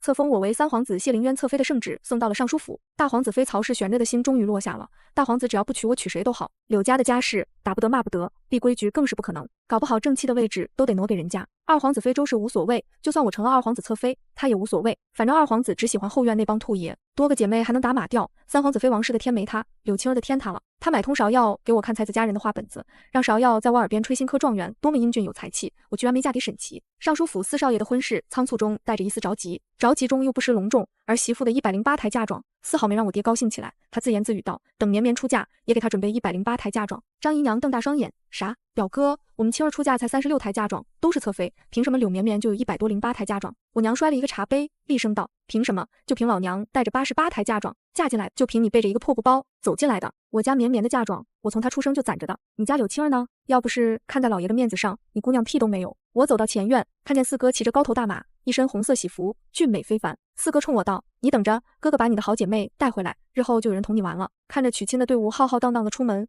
我的眼睛也湿润了。上一世四哥同崔氏貌合神离，两个人弄得府上鸡飞狗跳，这一世四哥娶了爱慕他的安宁，也许会有不一样的结局吧。这时身后有个婆子过来跟我低声道：小姐，曾经跟四少爷交好的沈状元来贺喜。他不知道为什么走到了后院，我皱着眉道：吞吞吐吐像什么样子？赶紧说。管事婆子低着头：小姐，沈状元和茉莉一起掉荷花池里了。他旁边站着的婆子翻个白眼：老姐姐，你怎么说话大喘气啊？你让开，我跟大小姐说。那婆子挤上前道：小姐，沈状元和茉莉被拉上来的时候还抱在一起，茉莉那件蹄子穿得凉快，身上若隐若现的。又低声道：老奴听着，沈状元闭着眼睛喊绵绵。今儿个茉莉穿的是粉红色的皎月纱襦裙，老奴瞧着是小姐从前赏赐给她的那件。老奴刚才看见茉莉，也险些认成小姐。听说沈琦和我的丫鬟茉莉一起落入水中，我赶回了院内。茉莉红着脸道：小姐，奴婢就是在荷花池边走，不知怎么就脚下一滑掉下池塘里，后来被沈状元救了。我冷哼一声，今日四哥娶亲，如此重要的日子，你不在院子里听候母亲差遣，为什么在荷花池边？茉莉抬头看我，眼里满是不解。我为何不问沈琦为什么救她？我知她一直不安分，便指着跪在地上的茉莉道：柳瑞家的，让茉莉的爹娘来一趟，把她带回去，还有把她哥哥也一并带走。我们柳家不用被主的奴才。茉莉的爹娘在我母亲陪嫁的庄子上做事，两个人还算老实本分，我母亲就恩典茉莉做我院里的丫鬟，让他们的儿子管着后门的差事。茉莉解下腰间的汗巾，急忙大叫：小姐，我已经是沈状元的人了，你不能这么对我。我要不是重生的，就真信了。你这瞎话说的真是情真意切呀。沈琦有未婚妻，他对赵绵绵是一心一意的，至死不渝。上一世他那自私的爱，可是成全了他自己，恶心了我。茉莉脸上的红晕未退，是真的。沈状元说，只要事成之后，就许我做贵妾。什么事成？我有种不好的预感。茉莉抬起头，凄凄哀哀道：沈状元说，倾心于小姐，想要退掉亲事，上门求娶小姐。怎奈赵绵绵以死相逼，一时又退不掉亲事，这一耽搁，小姐就被赐婚给三皇子做侧妃了。沈状元于心不忍，想来看看小姐。放屁！你个小贱蹄子，还往小姐身上攀扯，我看你是不想活了。柳瑞家的婆娘一脚把茉莉踹倒在地。小姐，奴婢说的都是实话呀。茉莉爬起身哭道。我挑眉问道：是你哥哥给他开的后门？茉莉抖了抖，低声道：是奴婢支开了哥哥，他不知道的。柳瑞家的气得要死，这么脏的事还敢拿到小姐面前说，气得他抓着茉莉的脖领子。小姐，这小贱蹄子是说谎吧？沈状元为何不从前门走，要从后门进？老奴看就是他在瞎胡说。茉莉摇着头辩解，因为今个是四少爷成亲的日子，从前门进要随礼。这番话惊得屋里众人目瞪口呆。我站起身，走到茉莉身前，冷笑道：他进门想做什么？想毁我清白，好让我只能嫁给他。茉莉瞪大双眼，摇头道：不是的，不是的。沈状元让奴婢带你去荷花池边，他想和小姐说说话。他说如果小姐愿意嫁给三皇子，他就祝你幸福；如果小姐不愿意嫁给三皇子，他就拼着一条命向皇上求娶小姐。小姐，沈状元对您是真心的，我有些无语。上辈子自己身边都是些什么蠢货，难怪上辈子高高在上的身份，却忍气吞声活一辈子。4个大丫鬟，一个爬床，一个蠢货，2个窝囊懦弱。啪！海棠抡圆胳膊，一个大嘴巴扇了下去。茉莉吐出一口血。秋月和秋霜默默往后退一步。海棠太吓人了。海棠背过去，一副高人模样，不知所谓，再敢和外人一起打小姐主意，我废了你。此时秋月和秋霜知道为什么海棠突然被小姐提拔成大丫鬟了。从茉莉断断续续的描述中，我得知茉莉听从了沈琦的话，去找我，在后院找了一圈无果，便去了前院，看见我同一位大人在说话，好像一时半会也说不完。茉莉又不敢上前打扰，只能回后院告诉沈琦。前院宾客繁多，有个小丫头不小心撞到茉莉身上，茶水洒她一身，茉莉只好回去换了衣裳，想着沈琦俊朗的面容，她鬼使神差的换上了我赏赐的粉色皎月纱襦裙，没想到沈琦把远处的茉莉认成了我，直接冲她扑了过去，2个人抱着掉进了荷花池里。荷花池里有这些年我父亲收藏的各种石头，沈琦一入水撞到石头上就晕了也不曾放手，嘴里嘟囔着绵绵绵绵。茉莉更是莫名就被他这样的深情给吸引住了。小姐，沈状元是真的喜欢你呀，三皇子已经娶妻了，你又何必去趟浑水？啪！海棠抡圆胳膊又来了一巴掌，还敢教唆小姐？小姐放着好好的侧妃不当，上一个破落户家吃苦去。小姐是嫁人，不是扶贫，三皇子府里怎么了？谁敢让小姐受委屈？是那没家室的王妃，还是不得宠的二小姐有那个胆子？借他们800个胆子，他们也不敢。你还敢劝说小姐抗旨？你有几百个脑袋？我眯了眯眼，冷笑道：柳瑞家的，你去看看沈状元醒了没有？既然他喜欢茉莉，我也不好夺人所爱，把茉莉的身契一块给沈状元送去。只是今日是四哥娶亲的大喜日子，就不要声张了。再者，沈状元身子不好，就不勉强沈状元留下做客了。只见茉莉虽肿着脸，眼里却异常兴奋。外面锣鼓喧天，谢安宁的花轿到了门口，吵吵嚷嚷，好一派热闹景象。沈琦和茉莉一起被尚书府的人送回了猫胡同。沈琦醒来，天已渐黑，一屋子的人围着沈琦，静默无声，偶尔还有几声咕咕叫的声音。沈琦睁开眼，看见一张红肿的脸，硬是没认出来是谁。再看看他身上的衣裳，出声问道：绵绵。沈母扶起沈琦：什么绵绵？三娃，你这是喝烧刀子了？绵绵在茶楼呢。奴婢，我是茉莉。茉莉耳朵微红。茉莉。沈琦皱着眉，茉莉脸色更红。相公还记得我的名字？看沈琦醒来毫无大碍。沈记揉揉肚子，讨好的笑道：小叔，我饿了就去用膳，不用等我。沈琦揉揉眉心，小叔，天香楼的掌柜不让我们进去吃饭，提你的名字也不行。怎么会呢？沈琦看着茉莉的衣服，若有所思地问道：你为何会在这里？茉莉咬着唇，她不想让沈琦知道自己被尚书府厌弃了，便道：小姐无以回报沈状元的恩情，便让茉莉常伴沈状元身边。这样拙劣的说辞，沈琦信了，毕竟上一世我爱他入骨。砰砰砰，大门被敲响，柳瑞家的走进门，皱了下眉，一间屋子挤了10来口人，就是刘府的柴房也比这松快。柳瑞家的身上穿着细布衣裳，干净整洁，头上戴着金包银的钗子。沈家人有些不知所措。今日四少爷成婚，府里给下人也赐了酒席。柳瑞家的着急回去吃酒，他拿出一张纸放在桌上，道：“沈大人，这是茉莉的卖身契，您收好。祝你和茉莉百年好合。茉莉，卖身契已经放还给你了，以后不许说是尚书府的人，还有你爹娘让我告诉你，今后同你再无瓜葛。”说完，不等众人反应，柳瑞家的抬脚就飞奔出门，边走边喊：“老头子，快赶车回去，要不没好菜了。这猫胡同真不是人住的地方，满院的泥巴。”沈琦听出了不对劲，坐起身子冷然地问道：“茉莉，到底怎么回事？”茉莉垂头道：“沈状元突然扑过来，我同沈状元一同掉入水里，清白已经不在了，小姐便归还奴婢的身契，让奴婢与沈状元一同回来了。你这脸怎么回事？”沈琦皱着眉：“我自己打的，无以回报小姐的恩情，羞愧难当，便打了自己2巴掌，以报答小姐的恩情。”茉莉越说越顺，自己都要相信了。沈琦也信了，毕竟上辈子茉莉从未欺骗过他，还给他生了一个儿子，只不过他不能认回。沈琦面露愁容，当初在尚书府不说有未婚妻就好了，可是木已成舟，他打算明日找谢凌渊谈一谈。他敢确定我和谢凌渊之间只有亲情，没有爱，只要晓之以理，动之以情，谢凌渊会主动放手。李招娣搓着手道：“老三，嫂子饿了，天香楼把我们撵出来了，要不你去说说，你怎么跟沈状元说话的？你要自称奴婢。”茉莉看着李招娣身上的补丁道。李招娣看着茉莉身上的皎月纱，再看看自己的破布衣，气不打一处来，喊道：“什么奴婢？我可是状元的大嫂。老三你说话。”沈琦皱眉训斥道：“茉莉，道歉，这是大夫人。”茉莉想过沈状元家贫，没想过这么贫。对不起，大夫人。茉莉安慰自己，沈状元有才华又玉树兰枝，这样的人终有一天能出人头地，一飞冲天，就像他们老爷一样，到时候他就是夫人。我饿了，你怀里抱了什么东西？有没有吃的？拿来给我吃。沈照伸出手，茉莉紧紧抱住包袱，没有吃的，几件衣服。沈母看着茉莉身上的衣服料子，是她没见过的好料子，尚书府小姐的贴身丫鬟，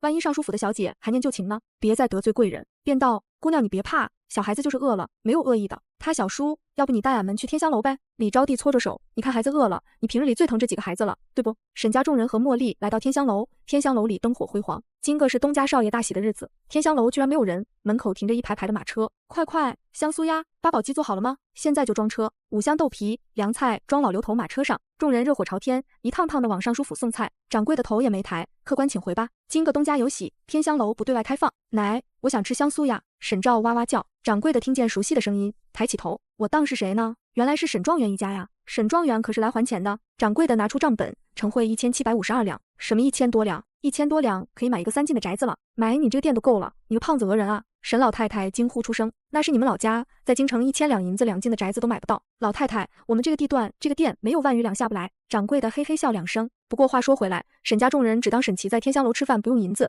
便天天顿天香楼。来了这些时日，他们都吃胖了，一下就吃出1000余两银子。要知道翰林院学士张栋1个月也只敢来一次天香楼，没有背景的官员都是拿月俸过日子的，谁敢瞎话？像沈状元这种庶民出身的，更是低调行事，恨不得一个铜板掰成2瓣花。掌柜的原以为沈琦是寒门，结果比寒门还低，是庶民。听到掌柜的话，众人都变了脸色，只有沈状元面不改色心不跳，毕竟上一世经他手的银钱都是以几10万两为单位的，他小厮兜里的银票都有1800两了，这1000多两沈琦没放在心上，沈琦的意识还停留在这都是自家产业，吃饭用什么钱？这份从容的气度让茉莉更加着迷。沈琦抬腿就走，茉莉，你跟掌柜的说。沈家众人跟着沈琦离开，大喜的日子，掌柜的也没让人拦着，留下茉莉一个人呆愣在原地。掌柜的认识茉莉，准确的说认识大小姐身边的每一个人。他主子说了，天香楼以后是大小姐的陪嫁，连他也是。茉莉姑娘，今个府里忙着，你不在大小姐身边伺候，怎么跑这来了？还跟沈状元一起过来的。小姐让我跟在沈状元身边。什么？掌柜怀疑自己耳被听错了。沈状元，茉莉刚想说沈状元对小姐一往情深，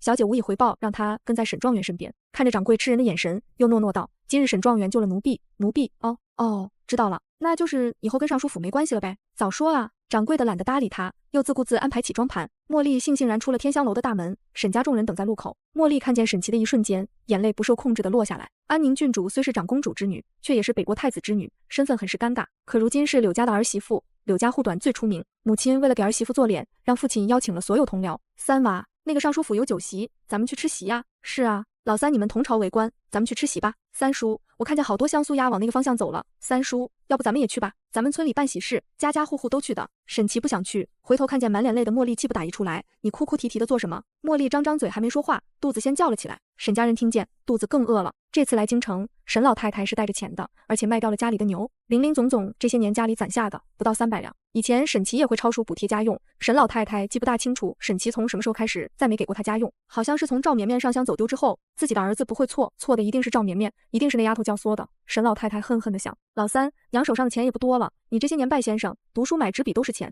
你哥嫂都是实在人，你花家里那么多银子，他们也没说啥，总不能因为那掌柜的瞎算账，伤了和气。沈琦看着他老娘蓝灰色的破布衫，有些心疼，暗暗发誓，等回到正轨，让他们都过上上一世的生活。娘，我没生气，1000多两而已，你别担心，走吧，我带你们去用膳。沈家众人出现在尚书府门口，隐隐约约还能听见后院戏台子的声音，唱的是梨园有名的曲目报四喜，讲的是寒门学子金榜题名，洞房花烛，早生贵子，步步高升的故事。小厮看见门口的众人，面露惊讶，沈状元怎么才来？已经开席了，家中有事，耽搁了。沈琦不愿多说，小厮伸出手，沈状元，请把请帖给小的看看。茉莉站在沈家众人之后，怕小厮看见他，小厮眼睛一扫，哟呵，茉莉姑娘也在呀，听说姑娘跟了沈状元，真是恭喜了，以后就是状元夫人了。听着小厮嘲讽的话，茉莉咬着唇，心里暗暗发誓会活得比任何人好，等沈琦以后给他请封诰命。沈琦却在此时厉声道，胡说什么，我怎么可能娶一个贱婢？接上集，今日我四哥娶亲，沈琦带着他的父母兄嫂侄子侄女来尚书府吃席，门口小厮似笑非笑，招招手，礼官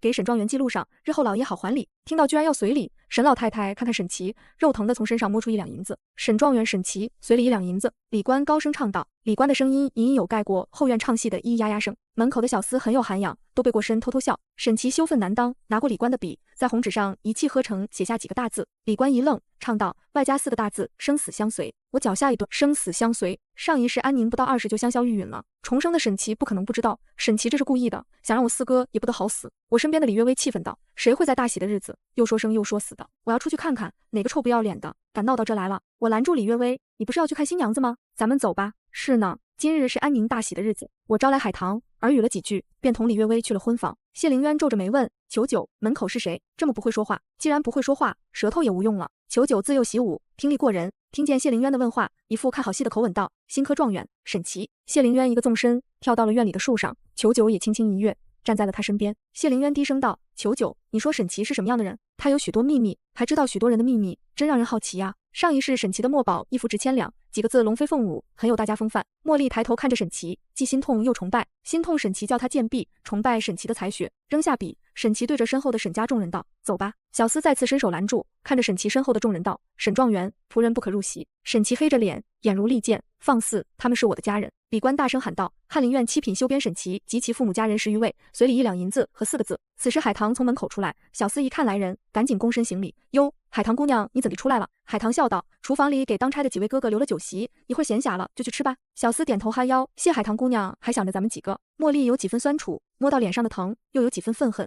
海棠看见门口的众人，说道，大夫人说这深更半夜的也无人来贺喜了，让你们关了大门，别扰了这四邻八方的。说完话，海棠看都没看茉莉，转身就走了。礼官迅速收拾好笔墨，拿红纸一裹，进了门里。小厮一拍大腿，喊了一声，沈状元，请。沈琦面沉如水，不自觉喊了一声，五良，惊得树上的裘九差点没掉下来。小厮一愣，摸摸脑袋，小人叫狗子，不叫五良。谢灵渊似笑非笑，他连五良都知道，真是越来越有意思了。沈琦周身冰冷，他终于意识到没有我，他都进不去尚书府的大门。小厮摸摸鼻子，沈状元，你还进去不？一会散席了。沈琦冷冷地看着门口的石狮子，转身就走。沈老太太等人还想进门吃香酥鸭呢，看见沈琦走了，沈老太太冲到小厮面前，搓着手道，小哥你看，俺们这席面也没吃上，你能不能把银子还给我这个老太太？小厮一愣，沈老太太以为他是不想还，立马变脸道，你要是不还，俺就让俺儿子抓你去见官。茉莉看了一眼老太太，转身跟上沈琦。沈家众人等在门口，那是1两银子啊，能吃多少碗馄饨啊？小厮呆愣过后，从身上掏出1两银子，给我们尚书府不差你家1两银子。沈老太太拿到银子，心满意足，转头又道，我儿子是状元，他的字在书局也值1两银子。小厮气笑了，讹人是吧？我家老爷3元及第，我家大爷书院首席，诗词字画样样精通，我家三爷号山川居士，一幅画千金难求，我们稀罕你家破字。小厮在身上摸索，完了，银子揣少了。这时候礼官去而复返，老太太，您要的字。不等沈老太太说话，礼官拉着小厮就跑，狗子，快走，今儿有香酥鸭和水晶肘子，还有花雕酒。第二天，我早早起床去了寿康院，众人像约好一般，一同到了。谢安宁同四哥相携而来，嘴角含笑，眼里是要溢出来的幸福。我眼眶微红，这一世，安宁也终于得偿所愿了。认亲、敬茶，一整套流程走完，祖母打个哈欠，认完亲了，散了吧。绵绵留下，我入王府的日子被定在了9月初8。祖母问我，丫头，你说祖母想要什么？我想了下，回道，想要柳家人兴盛。祖母含笑摇头，想要柳家人都活着，军心难测。与其费心费力猜测军心，不如成为军的一部分。你可知柳家为何从不出武将？我皱眉道：他功高盖主，恐有全族之难。祖母闻言，双眼一亮，秀才造反，一事无成；武将造反，功成名就。历朝历代名将都没什么好下场。功高盖主，兔死狗烹，飞鸟尽良弓藏。武将之家是一条难走的路。上一世，祖母从未同我说过这些话，那时我心里眼里只有沈琦。祖母见了一次沈琦，便把他撵出了寿康院。我只觉得祖母喜爱张姨娘，喜爱柳青儿，便不再来寿康院了。直到祖母离世，所有提己银子都留给了柳青儿，没有给我的只言片语，我更觉祖母不公。祖母目露沉思道：我只希望柳家能长久，柳家的财富已经够了，所以这一辈只有你爹和你四哥入仕。你大伯那个身体，你伯母不嫌弃，还一心一意过日子，他们两个想怎么闲云野鹤就闲云野鹤去吧。可是柳家不行，你娘很好，良善知书达理，只是太过良善。这世家大族的当家夫人不能只有良善。你身边的茉莉和芍药就是例子。茉莉和芍药的老子娘是好的，他就放松警惕。还有那两个叫什么秋月秋霜的，跟兔子似的。祖母又叹口气，你身边的海棠还是不错的，只是心计上差了点。屈柔，以后你就跟着五姑娘吧。是。一道干练的声音传来，请五姑娘赐名。我回头看去，20多岁的姑娘，样貌并不出众。我没几年可活了，想放她回家去的，她又不肯，索性跟了你吧。大小姐身边的丫头都以花命名，从今往后你叫紫荆，好好跟着大小姐，护着她点。紫荆来到后，秋月唉声叹气道：秋霜，小姐是不是不喜欢咱们了？有一个海棠还不够，现在又多了一个紫荆。秋霜并没回答秋月的话，只自顾自说道：秋月，我听守门的狗子说茉莉找他哥哥来借钱来了。秋月也顾不上紫荆了，诧异地问：他的钱这么快就花完了？这么多年小姐夫人赏赐的，没有100两也有50两吧？这才出去几天就花完了？不知道，听说沈状元欠了天香楼许多银子，掌柜的拿着票据去了翰林院要钱。沈状元不是有俸禄吗？秋月不解。秋霜低声道：听陶之说，翰林院修编1月才15两俸禄。我跟你说，这2日别出门了，让茉莉缠上就麻烦了。咱们可没钱借给他。听说沈状元一顿饭就吃100多两银子。两个人正说着话，院子里的3等丫鬟跑过来：秋月、秋霜姐姐，有人找你们，在西角门呢。两个人走到西角门那，就看见等在门口的茉莉，还有靠着门嗑瓜子的婆子。看见秋月、秋霜两人，婆子谄媚道：两位姑娘吃瓜子不？刚抄出来的，还热乎呢。茉莉穿了一件半旧不新的布衣，头上缠着蓝底白花的头巾，脚下是一双看不出颜色的绣花鞋。秋天刚到，府里人就换上了夹薄棉的衣裳。茉莉姐姐，你找我们俩何事？秋霜打破沉默，茉莉双眉紧蹙道：在家里无事，就想来看看你们过得好不好。小姐最近都没出门，可是病了。秋月刚要说话，秋霜拽了拽她道：劳烦茉莉姐姐费心了，最近天气变冷，小姐不爱出门。安宁郡主也在府里，两个人无话不谈的，也不用出门了。我和秋月一切都好，倒是姐姐看着比以往精神了许多。茉莉抬起头，往日洁白莹润的小脸上面满是风吹的痕迹，已经起皮了。还未入冬，她的手已经生了冻疮。茉莉姐姐过得好，我和秋月也放心了。府里还有事，我们就先回去了。秋霜拽了拽秋月，秋月后知后觉道：是呢是呢，小姐午睡要醒了。看着往日姐姐长姐姐短的两人，茉莉咬了咬牙道：秋月、秋霜，你们借我点银子，日后我得了诰命，必报答你们。秋霜讪讪道：那个茉莉姐姐，你也知道我们俩的月例银子都要交家里的，这身上剩个1文2文的，也不顶事啊。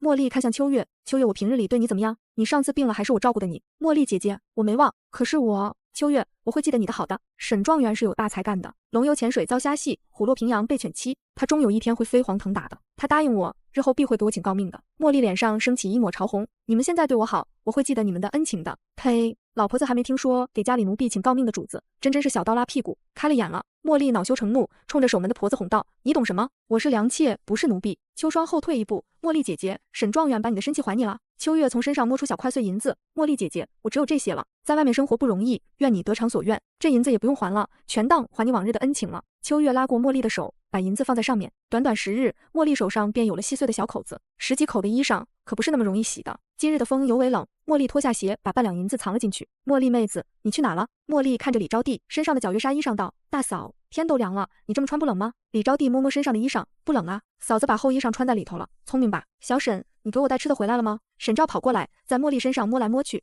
茉莉眼里噙着泪，不敢打掉沈照的手，她是沈老太太的命根子。李招娣看茉莉变了脸色，按住了沈照的手。好啦，哪有那么多好吃的？我看你像吃的，你小叔教你的自学会了。沈照撅着嘴，小叔又没给我买笔墨纸砚，我怎么学？娘，家里山上的枣子都熟了，咱们回家吧。这京城一点都不好玩，天天窝在这破屋子里，晚上还有老鼠咬我脚。学字中状元有啥用？小叔就是状元，还穷得跟鬼一样，香酥鸭、水晶肘子一样都买不起。人家都说娶贵女才有用，让我三叔娶一个贵女回来，我想天天吃香酥鸭、八宝鸡和水晶肘子。李招娣眼睛一转，亲热地拉着茉莉，茉莉呀，你跟嫂子说说这京中的情况，你放心，不管老三娶了谁，嫂子只认你。茉莉羞涩道：嫂子，我家小姐不爱出门，玩得好的贵女只有安宁郡主和李小姐。安宁郡主已经嫁给四少爷了，这京中贵女许多，可家中只有一个嫡女的，我只知道他们三人。沈老太太一拍大腿，当初不给老三定亲就好了，老三的样貌就是娶郡主也使得。沈老头一拍桌子，闭嘴吧，没有老赵大哥，老三的束修银子你出啊！沈老太太不再说话了。李招娣拉着茉莉道：“弟妹，你们小姐嫁妆多不？你见过没有？都是啥样的？我家小姐嫁妆比安宁郡主还多。”茉莉心中突然冒出一种想法，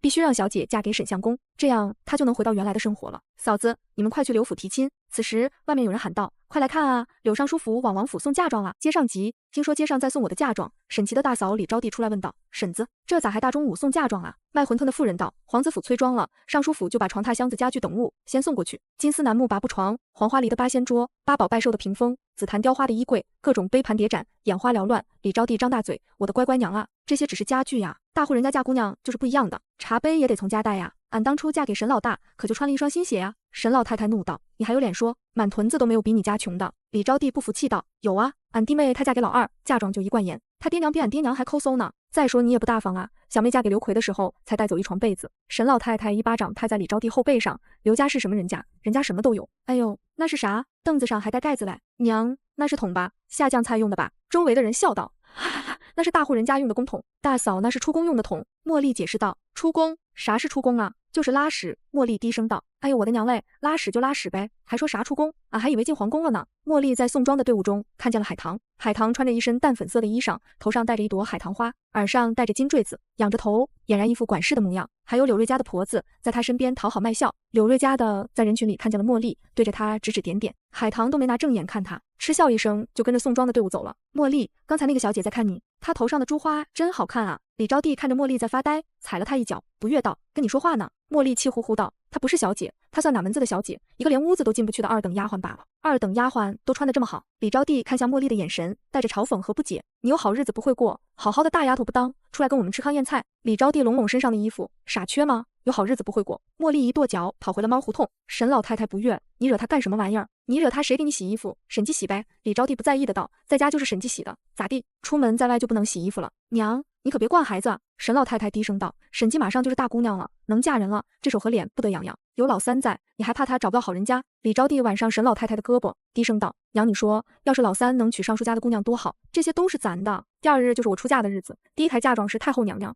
也就是我姨祖母赏赐的百鸟朝凤金冠；第二台嫁妆是皇上赏赐的八宝琉璃金塔；第三台是皇后赏赐沉香木雕八仙如意；第四台是我姑母贤妃娘娘赏赐的白玉送子观音。整整108台嫁妆，从孤本典籍到古玩字画，小到牙签银勺，大到珠宝玉器，相比上一世出嫁多出2倍不止。上一世沈琦出身贫寒，聘礼就是一身傲骨，这一世贤妃娘娘恨不得掏空自己的老底，只是侧妃有册子在前，不敢明目张胆送聘，最后都转化成了银子给我添妆。还有谢灵渊深更半夜送了2箱宝石原石，原本的108台嫁妆只能打乱重装，只能勉强塞下。抬嫁妆的壮汉愣是秋风瑟瑟的天气里热得汗流浃背。赵绵绵拽拽沈琦的袖子：“琦哥哥，这是搬家吗？怎么这么多人？”沈琦只双目赤红望着眼前的送妆队伍，旁边的人道：“小姑娘，你看见箱子上的喜字了吗？这是尚书府小姐的嫁妆。尚书府怎么给这么多嫁妆？他兄弟姐妹没意见吗？”赵绵绵突然意识到自己同我的差距，东西凉刘府就这么一个嫡女，可不是得好好疼。小姑娘，你是外地来的吧？你不知道这柳尚书爱女如命，别人说他行，说他姑娘他要拼命的。旁边有个老者哈哈大笑，当初柳夫人半夜生女，险些一尸两命，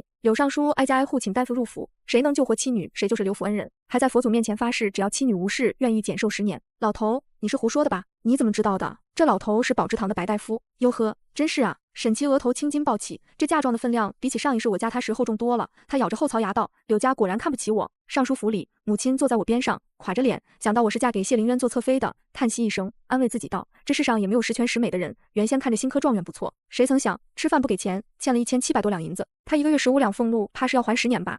正在给我上妆的喜娘听后手都顿了顿，继而才若无其事的接着描眉。大嫂海氏惊讶道：“1000多两，他一个人吃的，得吃多少顿啊？大嫂，1000两很多吗？”不知人间疾苦的安宁郡主问道。喜娘忍不住插嘴道：“1700两，小人家1个月花销3两银子，1700两能花40多年。”母亲叹气道：“沈状元带着一家10余口，打着泽恩的名头，在天香楼赊账。我和老爷当初不提也罢，幸亏沈状元说他有未婚妻了。今日这桩亲事是三皇子娶侧妃，也是柳尚书嫁女，下到7品小官，上到1品大员，皆来贺喜，比上朝都齐。”沈琦看着周围的同僚，上一世巴结他的人，那些至交好友，那些德高望重的前辈，犹如走马观花般离他远去。沈琦眼神阴冷，他急切地想看看等谢灵渊死后我怎么办。蠢蠢欲动的大皇子，野心勃勃善于伪装的二皇子，如果那时候我识相的话，他可勉强让我做个妾室。沈大人，沈琦回过神，拱手道：“田大人。”两人相谈甚欢，沈琦也是有真才实学的。田大人越看沈琦越喜欢，人长得也不错。想到家里待字闺中的女儿，田大人心思活络起来。这时一人出声道：“田大人才回京。”田大人眼疾手快，扶住秦楼的胳膊：“不敢不敢。小秦大人好。”这小秦大人是圣上跟前的红人啊。田大人回京述职，昨日听皇上提起，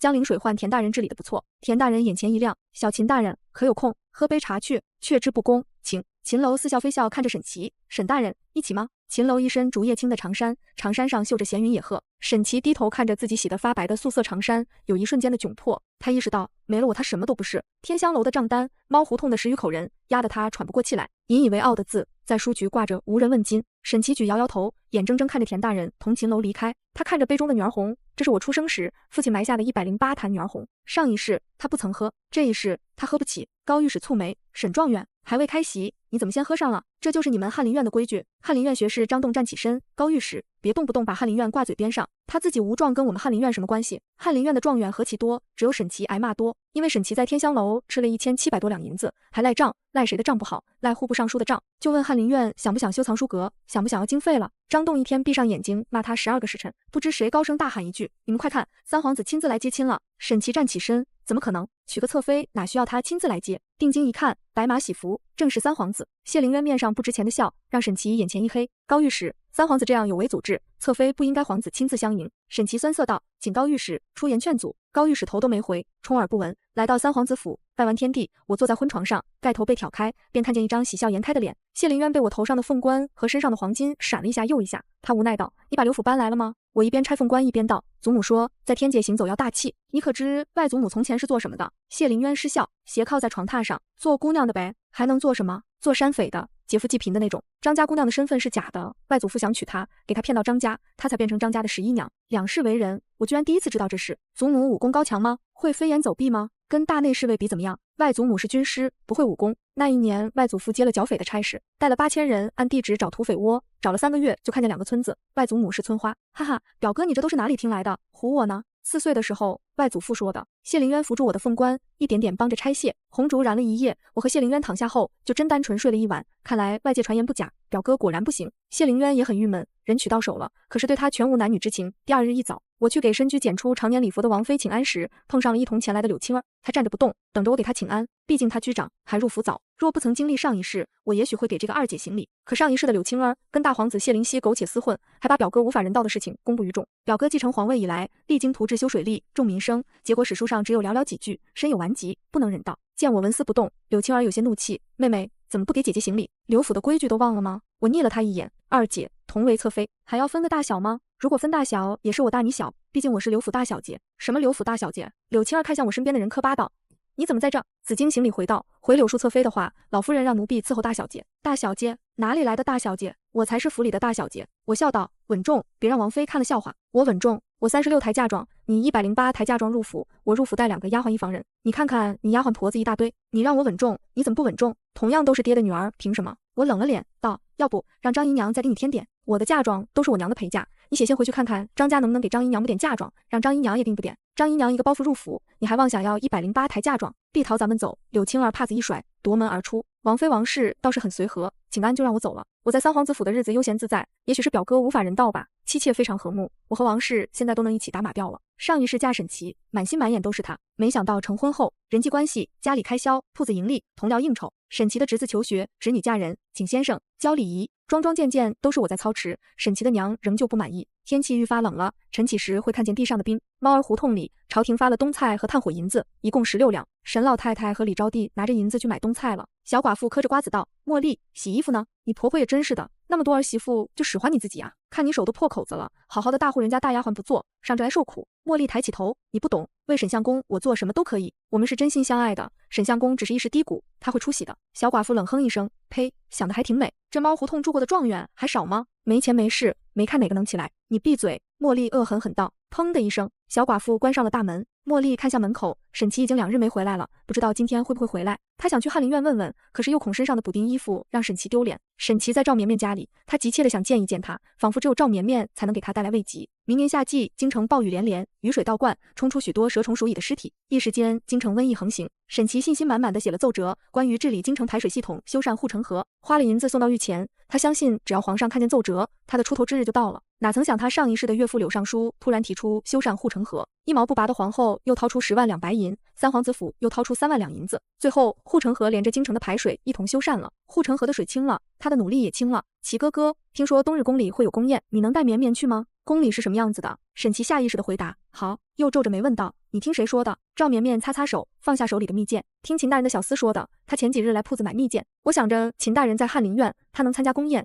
齐哥哥也一定能参加。上一世，这个时候沈琦已经不在翰林院了，大理寺丞连升2级，可谓是风头无两，自然可以参加宫宴。跟在谢林渊身后，众人谁不夸他一句年轻有为，叫他一声沈状元。沈琦站起身，绵绵陪我出去走走。赵绵绵看着桌子上还没做好的蜜饯，有几分犹豫。齐哥哥，我爹让我把它们做完。沈琦宠溺的一笑，我去同赵叔说。赵绵绵张张嘴，叹息一声。前些日子，沈琦在赵绵绵爹那拿了1000两银子，迟迟未还。赵父在前院铺子卖蜜饯，他本以为卖了老家的铺子后来京城享福，没成想到京城还得卖蜜饯。哎呦，沈状元来了！蓬荜生辉，赵父有几分阴阳怪气。赵母亲咳一声，沈琦来了，快坐快坐。又吩咐小丫头道：快给姑爷上茶。亲家母可好？我们这铺子忙，也没空去拜访，等过些时日一定去看看他。岳母不必客气，我今日想带绵绵出去转转。赵母不赞同的摇摇头，正在修护城河，外面乱糟糟的，听说还冲出了好几具尸体。看见沈琦黑着的脸，赵母闭上了嘴，垂目道：行，你们去转转吧，早去早回。沈琦嗯了一声，转身回了内院。赵母看着沈琦的背影，皱着眉头道：这沈琦官威越发的大了，那眼神瘆得慌。按理说他考上状元和绵绵的婚事也该办了。赵父冷哼一声，哼，他娘又不遣媒婆来，也没得聘礼，还想我倒贴吗？想得美。老爷，士农工商，咱们商人地位最低，沈琦是个状元，咱们身份悬殊，你就别挑理了。再说绵绵的心在他那，你还能拦得住吗？沈琦一表人才，你还有什么不满意的呢？要不是有婚约束缚，指不定他娶了哪个贵女呢。赵父叹息一声，拿银子给他们买处宅子当绵绵的嫁妆吧。冬天来了，婚事抓紧办。接上集，嫁入三皇子府后，我过得十分悠闲，天天与王妃王氏一起打马吊。今日我陪嫁的天香楼送账本来，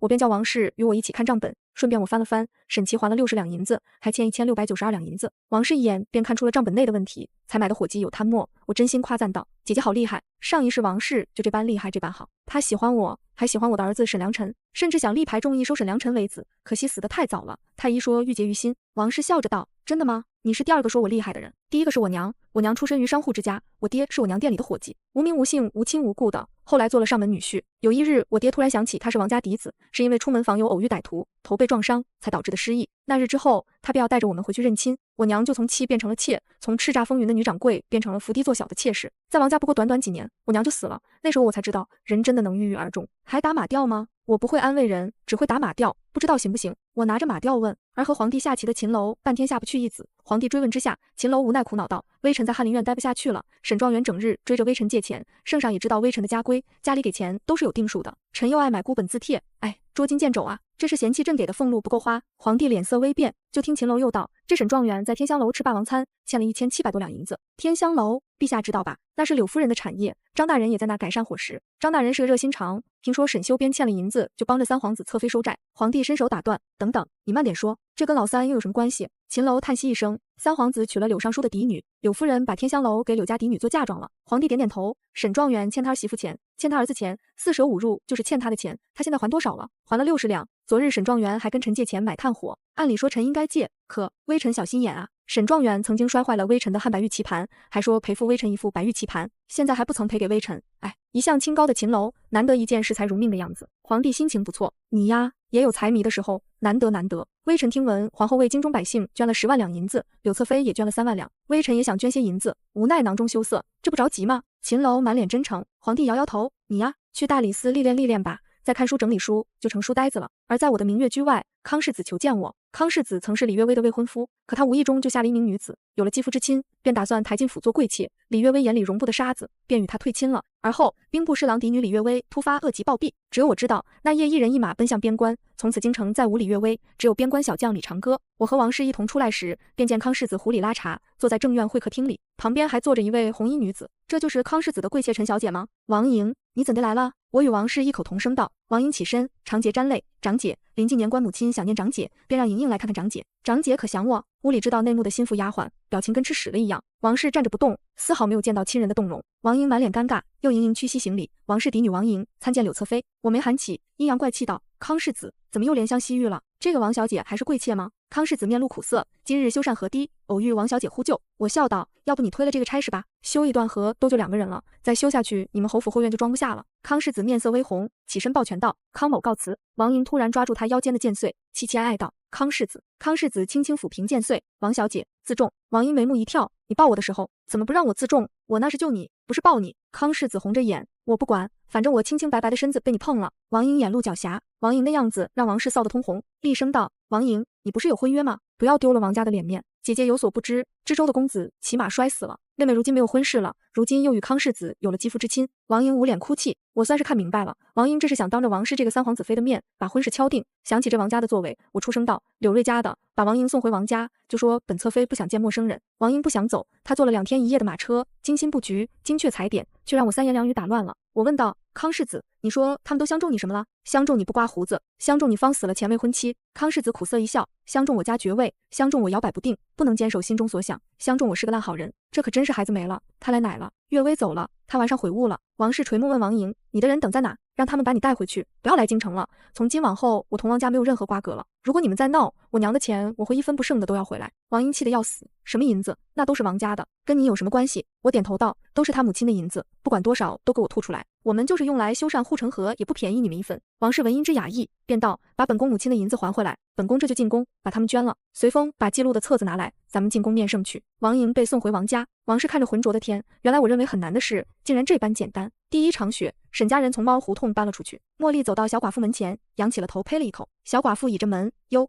姐姐提前祝贺妹妹当官太太，以后享清福。沈琦并没有什么值钱的家当，沈家人多，一人拿点，很快就搬完了。新的住址是昌盛街上，前面是铺面，后面有东西2个院子。赵父还是舍不得赵绵绵受委屈，最终拿钱买了这座宅子给女儿成婚用。赵绵绵的哥哥赵山跑商回来了，上京来寻亲，一家人拿了所有积蓄买了这间房。前面的铺子用来做买卖，后面的2个院子住人。赵福也并未客气，直接搬进了东主院。沈琦见赵福一家人住进了主院，皱起眉头，最终也并未说话。冬季寒冷，赵夫人在老家有丫鬟婆子伺候，来京城反倒事事亲力亲为，很快就病倒了。赵福便买了2个丫鬟2个婆子伺候着，又买了一个小厮看门。赵山，好久不见。沈琦熟络地拍拍赵山的肩膀，年轻的赵山还没有发福，让沈琦有些陌生。在他的记忆里，前世的赵山一直对他很是敬仰，当然沈琦也给了他很多便利。赵山走私精盐就是他捞出来的，以后更是拿到盐印，让他卖起了官盐。毕竟在他心里，赵山才是他真正的大舅子，与柳家人自是不同。赵山看着破衣烂衫的沈家众人，心里不屑面上不显，拱手道：妹夫，还没恭喜妹夫高中状元，这官服穿在妹夫身上真是兰之玉树。沈琦很是受用，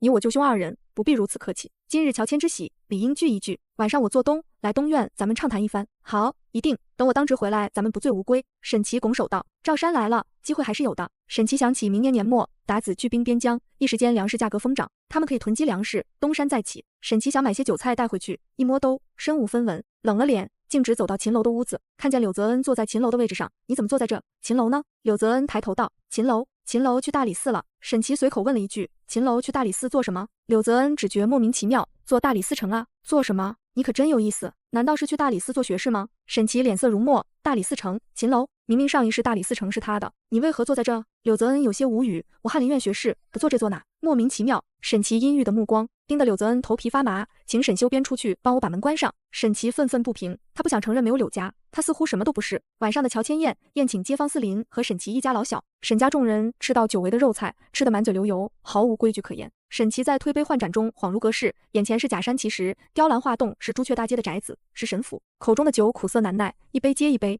沈琦把自己喝醉了。妹夫，我送你回屋子。赵山亲热地架起沈琦的胳膊。好，回沈府，回沈府。沈琦嘟嘟囔囔。后半夜，沈琦发起了烧，外面飘着雪花，单薄的床上，沈琦滚烫的身体翻来覆去，一双冰冷的手抚在火热的额头上。沈琦抓住了那只手，绵绵，别闹，便把那只手的主人拉入怀。相公，我是茉莉，不是小姐。随即又想到赵绵绵也叫绵绵，他分不清沈琦叫的到底是谁，一个半推半就，一个热情似火。第2日一早，马车嘎吱吱地走在路上，柳瑞家的抖掉一身风雪。大小姐，老奴把东西带回来了。王英被送走后，王氏病了，压抑得太久，终于释放了出来。我问道：王家可有难为你？柳瑞家的仰起头，与有容焉。老奴带着王府的侍卫呢。老奴一去，他们居然问是不是给三皇子提亲来的。活这么大岁数就没看见那么不要脸的人家。原来那王氏嫡女是想来咱们府里做妾的，路上碰见康世子，就改变了计划。找了几个地痞流氓，让康世子英雄救美。康世子果然就上当了。王家老爷还问老奴是不是王爷让来的，老奴把大小姐的名号一报，那王家老爷脸色绿的哟，跟吃屎了一样，灰溜溜的把册子上的东西都装上了，还差了点银子，用2处铺子补上了。谢灵渊也含笑一道，王家拿出这些东西，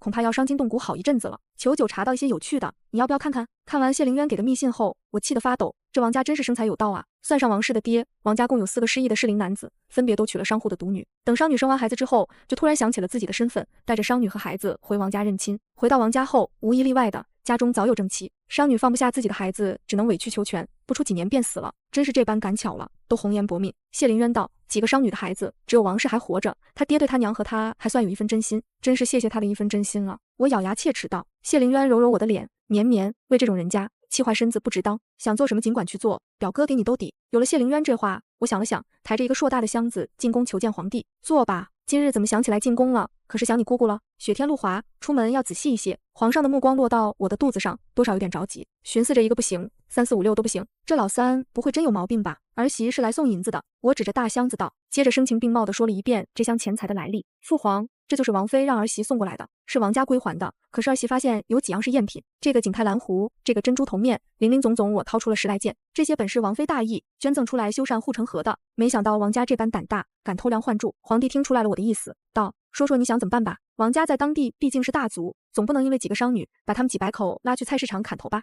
这样被天下学子御史讨伐的就是朕了。且王氏如果脱离王家，她的身份便不配为皇子妃，她到时候又当何去何从？一个商女侍妾都不配，她又如何留在王府里？我跪下道：请父皇教儿臣，儿臣心有怨气夜不能寐。皇上看着我道：这世间人活着难免有取舍，做皇帝的也不例外，有些事可不用打打杀杀，有些事又要杀伐果断。天冷路滑，银子留下你回去吧，好好想想该怎么做，既让人挑不出毛病，又让王家有苦难言。我无法，只能叩首起身，故意在离开的时候嘟囔道：100年大族，一代一代传承下来，不说富甲一方，也不会穷到哄骗商女的地步啊！真是想不通，他们家祖上积攒的银子都花哪里去了呢？皇帝皱着眉头，等等，你说什么？我摇头道：王妃说王家很是节俭，那王氏嫡女王莹头上的点翠不摇，还是王妃生母留下的。点翠是难得，可早已是旧物了，还是一个死人之物，一个嫡女丝毫不介意。王家对嫡女竟如此苛刻，让嫡女都过得如此寒酸。皇帝表情变得严肃，吩咐道：小园子，去把三皇子和秦楼叫来。绵绵先回去吧。上完眼药，我出宫来路过朱雀街，望着上一世的神府，我对海棠道：去那户人家敲敲门，我想进去看看。海棠跳下马车，扣响门环，打开门，门里门外的人都愣了。海棠，你不在府里跑这来干什么？海棠也惊奇道：求侍卫你住这，这是你的房子，当侍卫这么赚钱的吗？赚不赚钱的，你又不是我婆娘，问那么多。裘九见马车内的我，抱拳行礼道：柳侧妃。我问道：这是府里的产业，我为何不知？这是贤妃娘娘的嫁妆，是老太爷单独给的，没写在册子上，侧妃年纪小，可能不大知道。我点头，原来前世的神府是谢灵渊送的，知道了，起风了，回府吧。街道的另一边，茉莉穿着薄棉袄跟在沈琦的身后。相公，咱们来朱雀街做什么？街上急，皇上被我提醒后，便怀疑王家有不臣之心，派谢灵渊和秦楼彻查。谢灵渊以三皇子妃王氏私相情妾为由，陪着王氏回冀州。当然，王氏与我这个侧妃姐妹情深，所以也带上了我。王家家主王连成不到50岁，单看外貌，断然不会跟庄氏疫后赤绝户联系到一起。刚见完礼，王连成的夫人刘氏便带着自己女儿王双上前，说道：双儿最是聪颖乖巧，以后就留在你大姐姐身边照顾她，替她分忧。王双含羞带怯地看着谢灵渊，吃饭时又是递手帕，又是布菜，无比殷勤。66道吃时更是逐一介绍。我对王颖轻笑道：不愧是百年王家，真是底蕴丰厚，每道菜都精美名贵。姐姐以前可是常识。王颖用在场所有人能听到的声音回道：不曾，闻所未闻，见所未见。王连成的脸色不愉道：柳侧妃，王家家训不可过奢，王家平日里饮食比较节俭，今日为招待三皇子，特意准备的这些。我故作惊讶地问：那为何王家双儿对这些食物如数家珍？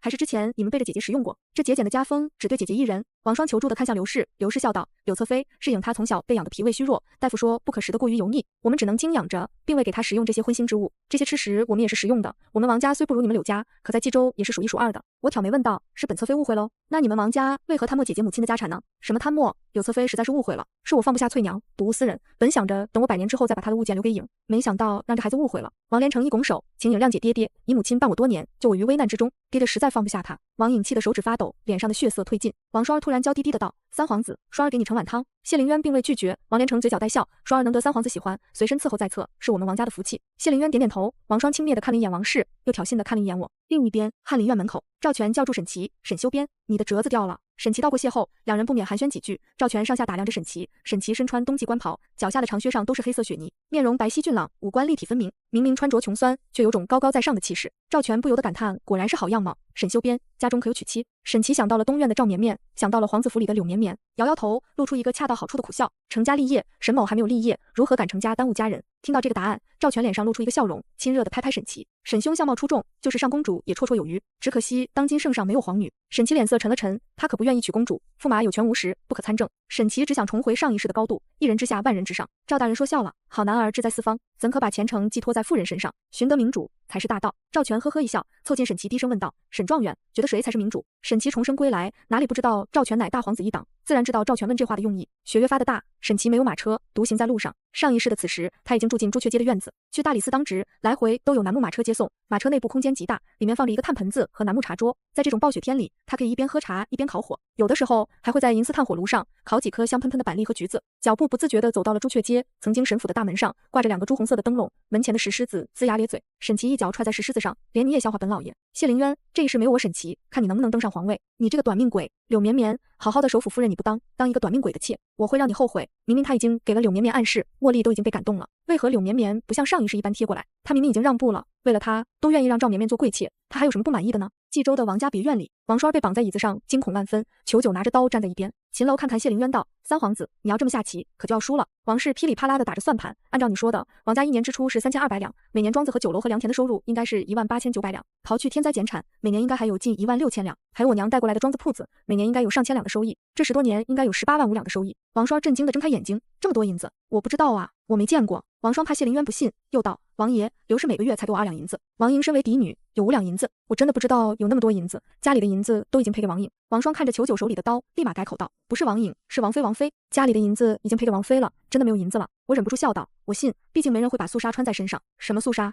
你身上的白纱叫素纱，是夏日用来做窗纱的。秦楼笑出声，这王家人又蠢又毒又狡诈，手上的珠串是怎么来的？你手上的珠串千金难买，带着千金的珠串，身穿窗纱，这就是我在集市上随便买的，才30文钱。王双眼神躲闪道：我挑眉道：世家女子从小用羊乳沐浴，沐浴之后再用上百种名贵药材所制的药膏涂抹全身，半个时辰后用清水冲洗，再涂上玫瑰香油，方能让一身肌肤洁白如玉，做到白璧无瑕。海棠走到王双面前，拽开了她的窗纱，露出雪白如玉的肌肤。我笑道：双小姐不说实话呀，你这一身肌肤可不是几两银子能养出来的，从小到大恐怕万两银子也是有了吧。半晌，王双都不说话，他在权衡利弊。丑九，本侧妃想看胸口碎大石。裘九放下手中把玩的匕首，走向青石板。我说，是刘氏，珠串也是他给我的。珠串摩擦生香，可以吸引男子，捏碎以后，里面的香料溶于水可催情。裘九似笑非笑，拿起匕首飞射出去，匕首擦着王双的脸划过。啊，壮士，别划破我的脸，一旦我破了相，会被刘氏卖掉的。王家后院里关着许多的庶女，她们没有名字，只有编号，一到成年就会被嫁出去。乡绅、土财主还有杀猪匠，只要能拿出1000两银子，都能娶一个王家庶女回家。我不能毁容，不能跟他们一样。王双的目光突然投向王颖，这2、3年，爹的脾气越发古怪，买了2个花娘，那2个花娘长得跟你姨娘有5、6分相似。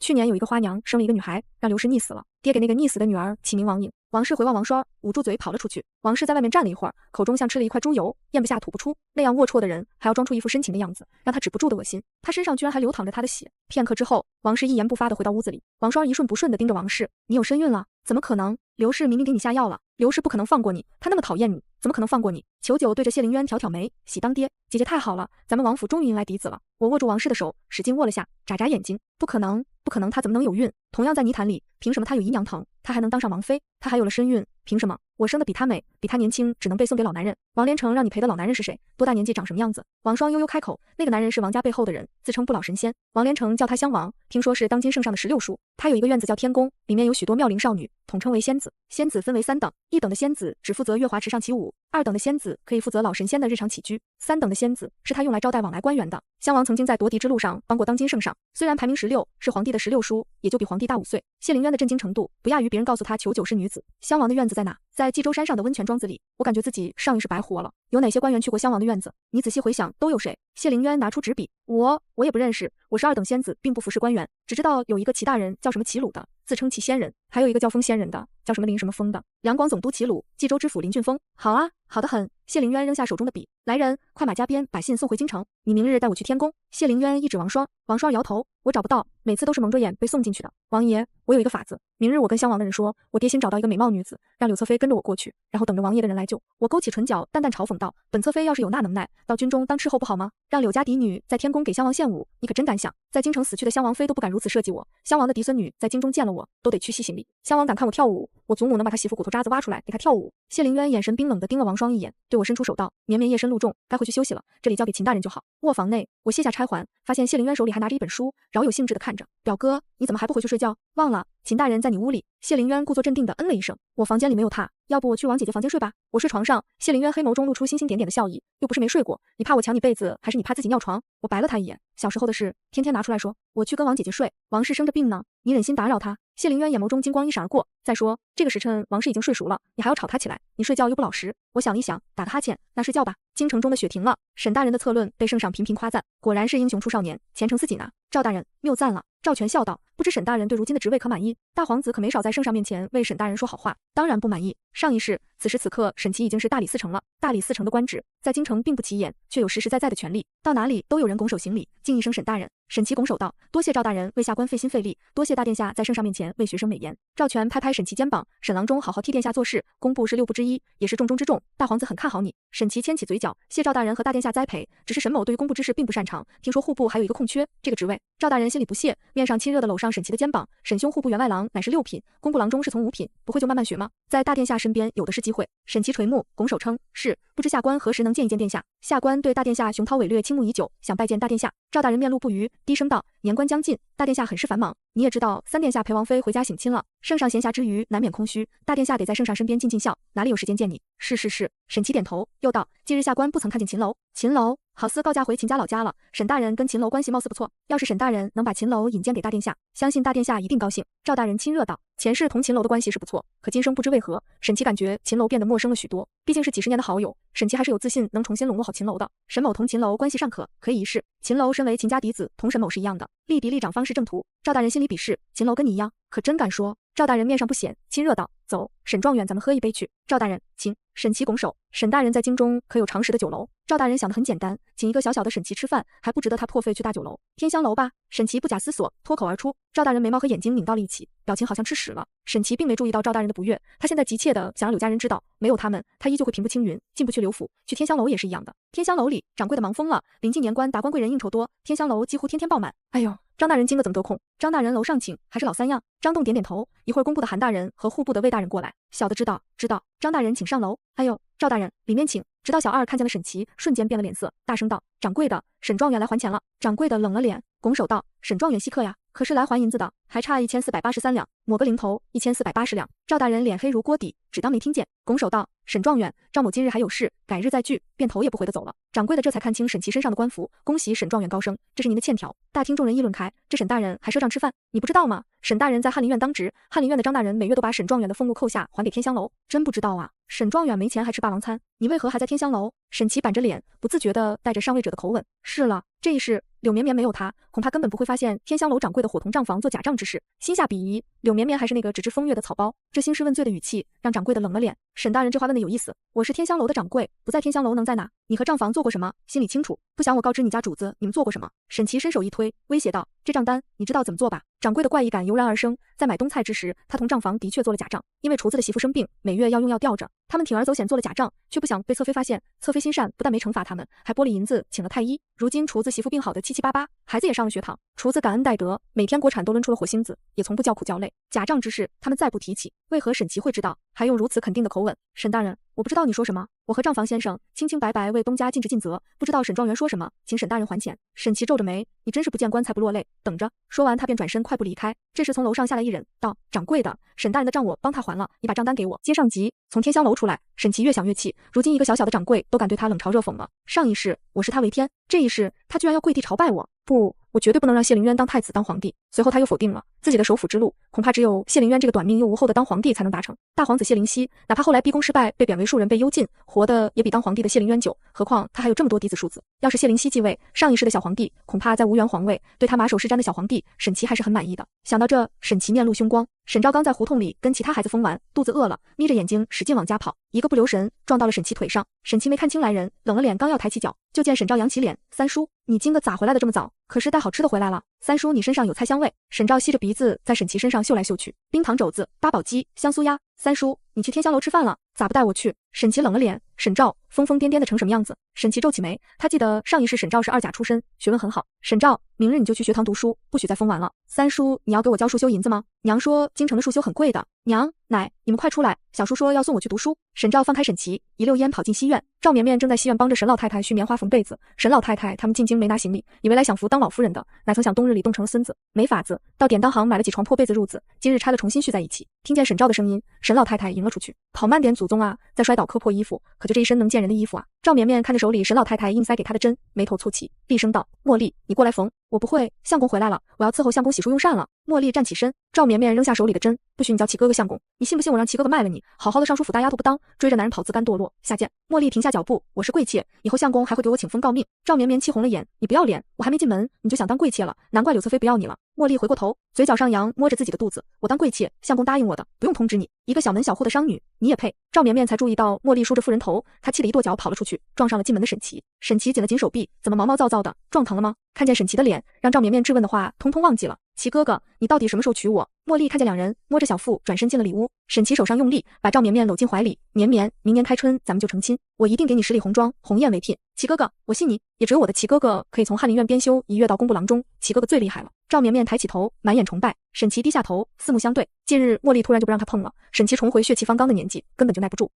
齐哥哥，茉莉还在里屋，会被他听见的。里屋的茉莉慈爱地抚摸着肚子，面露不屑地冷哼了一声：“奶，你怎么堵着门不让我进去？”门外的沈照满脸不耐烦。沈老太太低声道：“进什么进？你还想不想去学堂了？来可跟人打听了，这京东的学堂一个月可2两银子，你想去学堂就别去打扰你三叔的好事。”赵绵绵羞涩地推开沈琦，他不傻，没有成亲，甜头可以给，底线不能丢。齐哥哥，我身边缺一个伺候的人。茉莉姑娘在尚书府当过差，规矩是极好的，也能给我讲讲这京中的人情往来，绵绵才能更好的做齐哥哥的贤内助。可不可以让茉莉姑娘去我院子里伺候呢？别说是一个茉莉，就是10个茉莉也可以。傻绵绵，你要什么我都给你。沈琦握住赵绵绵的手，屋子并不大，赵绵绵的声音茉莉听得一清二楚。茉莉披着沈琦不穿的薄棉袄，从里屋款款走出。恐怕妾不能伺候赵小姐了，妾有身孕了。庶长子乃是世家大族乱家之根本，世家大族不会犯这种错误。嫡子出生，妾室需请示主母，主母同意后才可以停了婢子汤。茉莉就是欺负赵绵绵不懂世家大族的规矩，当然沈家也不是世家大族，这是相公的长子，相公不会不要他吧？茉莉眸中泪光闪烁，茉莉的泪让沈琦犹豫了。上一世茉莉也曾为他流掉一个孩子，可是他更不愿赵绵绵伤心。绵绵，你是当家主母，这件事由你处置。茉莉抬起头，一串眼泪划过，夫人，请给茉莉一条活路。赵绵绵气得要死，刚才还恶言相向，说她小门小户商女，现如今又装可怜。齐哥哥，在我赵家出现庶长子都是一碗堕胎药了事的，就是不知道沈哥哥你舍不舍得了。沈琦有一丝舍不得，可毕竟这个孩子不是他同赵绵绵的。上一世他把沈良辰和沈美景过继到赵绵绵名下，也是因为柳绵绵同绵绵细看之下有几分相像，他那时功成名就，一切都唾手可得，便时常想起赵绵绵。如果他和绵绵有孩子，是不是长得同良辰和美景一样？于是他在死后就让良辰和美景做了赵绵绵的孩子，在死后才让小皇帝颁布圣旨，也算是给柳绵绵留一份体面。好在今世绵绵在他身边，他们会有自己的孩子。这样一想，处置茉莉肚子里的孩子，沈琦的那丝心疼也没了。你处置就好，绵绵，家里的事都听你的。相公你说什么？茉莉忘了哭泣，这是你的长子啊，你怎么能这么狠心？什么狠心？沈老太太推门进来，茉莉呀，赶紧做饭去。老夫人，我有身孕了，求老夫人救救我的孩子吧。茉莉仿佛看见了救星，沈老太太眼神在赵绵绵身上打转，听绵绵的吧，你是老三屋里的妾，得听主母的。婶子，我们赵家虽然是小门小户，也没有不成婚就有庶子的道理，听你的。绵绵，吃了饭再回去吧。沈老太太亲亲热热拉着赵绵绵的手，不了，一会儿我让丫鬟送药过来，茉莉姑娘记得喝。又对沈琦道，琦哥哥，我先回去了。沈琦的大嫂李招娣靠着门框嗑着瓜子道，茉莉，你也别怪我们心狠，老三还没成亲，房里就多出一个你，人家赵绵绵都没难为你，你就应该知足了。这院子是人家赵家的，你要是有一个院子让我们住，我娘也向着你。人家赵绵绵有娘有爹有哥哥还有嫁妆，你有啥？茉莉喃喃道，我也有爹娘和哥哥，赵绵绵的爹娘和哥哥都是低贱的商户。沈琦的二嫂呲着一口大黄牙笑道，咱们现在吃赵家的喝赵家的，可不能因为你得罪赵家。再说俺娘也不缺孙子。李招娣摸摸自己的肚子，娘，俺这个月事也没来，你说俺是不是也怀了？沈老太太欣喜道，真的，晚上给你煮个鸡子吃。奶，我也要吃鸡子，还要放香油蒸着吃。沈照撒娇道，行，都吃都吃，你三叔升官了，以后咱们家就有钱了。娘，老三升官了1个月多少银子？他还说送沈照去学堂嘞。我问老三了，1个月35两银子，1年都是近400两银子。沈老太太一拍大腿，没多久，赵绵绵的丫头端来一碗堕胎药，茉莉喝下，不到半夜便见了红。而在冀州的我，今晚睡得正香，突然感觉有人把我拉进怀里，吻上我的唇。从梦中醒来，惊魂未定的我使劲拍打着此人的胸口。绵绵，是我。听到沙哑的声音传来，我动作一顿，表哥，你怎么了？此刻我才后知后觉到，为什么你身上这么热？着了襄王的道，绵绵帮我可好？谢凌渊呼吸都带着热气，我上一世活到了60多岁，不是无知的小姑娘。谢凌渊额头上都是豆大汗珠，身上的衣裳已经湿透，可以吗？谢凌渊再次小心克制的询问。谢凌渊去了襄王藏在山里的所谓天宫，出来时一路狂奔，马现在还瘫倒在别院门口。想了想，我点点头，吻上了他的唇。黑夜里，我几乎能感受到他心跳如雷鸣。茉莉，吃点东西吧。李招娣端来一碗黑乎乎的汤，家里的东西都被婆婆管着，这是我偷偷攒下的，赶紧吃吧。茉莉脸色苍白，半靠着，谢谢你大嫂。茉莉，你说你这刚没了孩子，正是身体虚弱的时候，得好好补补是吧？汤水的味道让茉莉皱起眉头，好在还热乎。你说柳家真不管你了吗？好歹你伺候那个柳小姐好几年，总有感情在的吧？你回去要只鸡也是好的呀，炖点鸡汤补补身子。李招娣咽咽口水，我不会让小姐笑话我的，我会证明给她看我没错。茉莉喝完汤，慢慢的滑到被子里，被子只有薄薄的一层，身下铺着稻草。李招娣撇撇嘴，神情古怪的看一眼茉莉。茉莉怕不是一个傻子，好好的尚书府大丫鬟不当，跟着老三跑这儿来受苦。她和老二媳妇是家里穷没办法，几两银子的聘礼，爹娘就把他们嫁了。这茉莉是没苦硬吃啊！想想她原先穿的绫罗绸缎，李招娣都想去柳家当丫鬟。茉莉感觉浑身都冷，嫂子，你帮我点一个炭火盆子吧，炭火都在娘的屋子里，你跟她要去吧，我可要不出来。哎，茉莉，你跟我说说，在柳家你都住哪里？平日里都干啥呀？用给柳小姐洗脚、洗衣服不？以前的日子，茉莉同芍药一屋，平日里房间都有3等小丫头打扫。洗脚我并不需要别人伺候，洗衣服自然有浆洗的婆子，她们只需要陪着我就好。平日里不当值，她就会帮芍药一起挑画本子给小姐看。白头偕老，恩爱两不疑，贫困书生高中状元，2个人相互扶持，生死同学。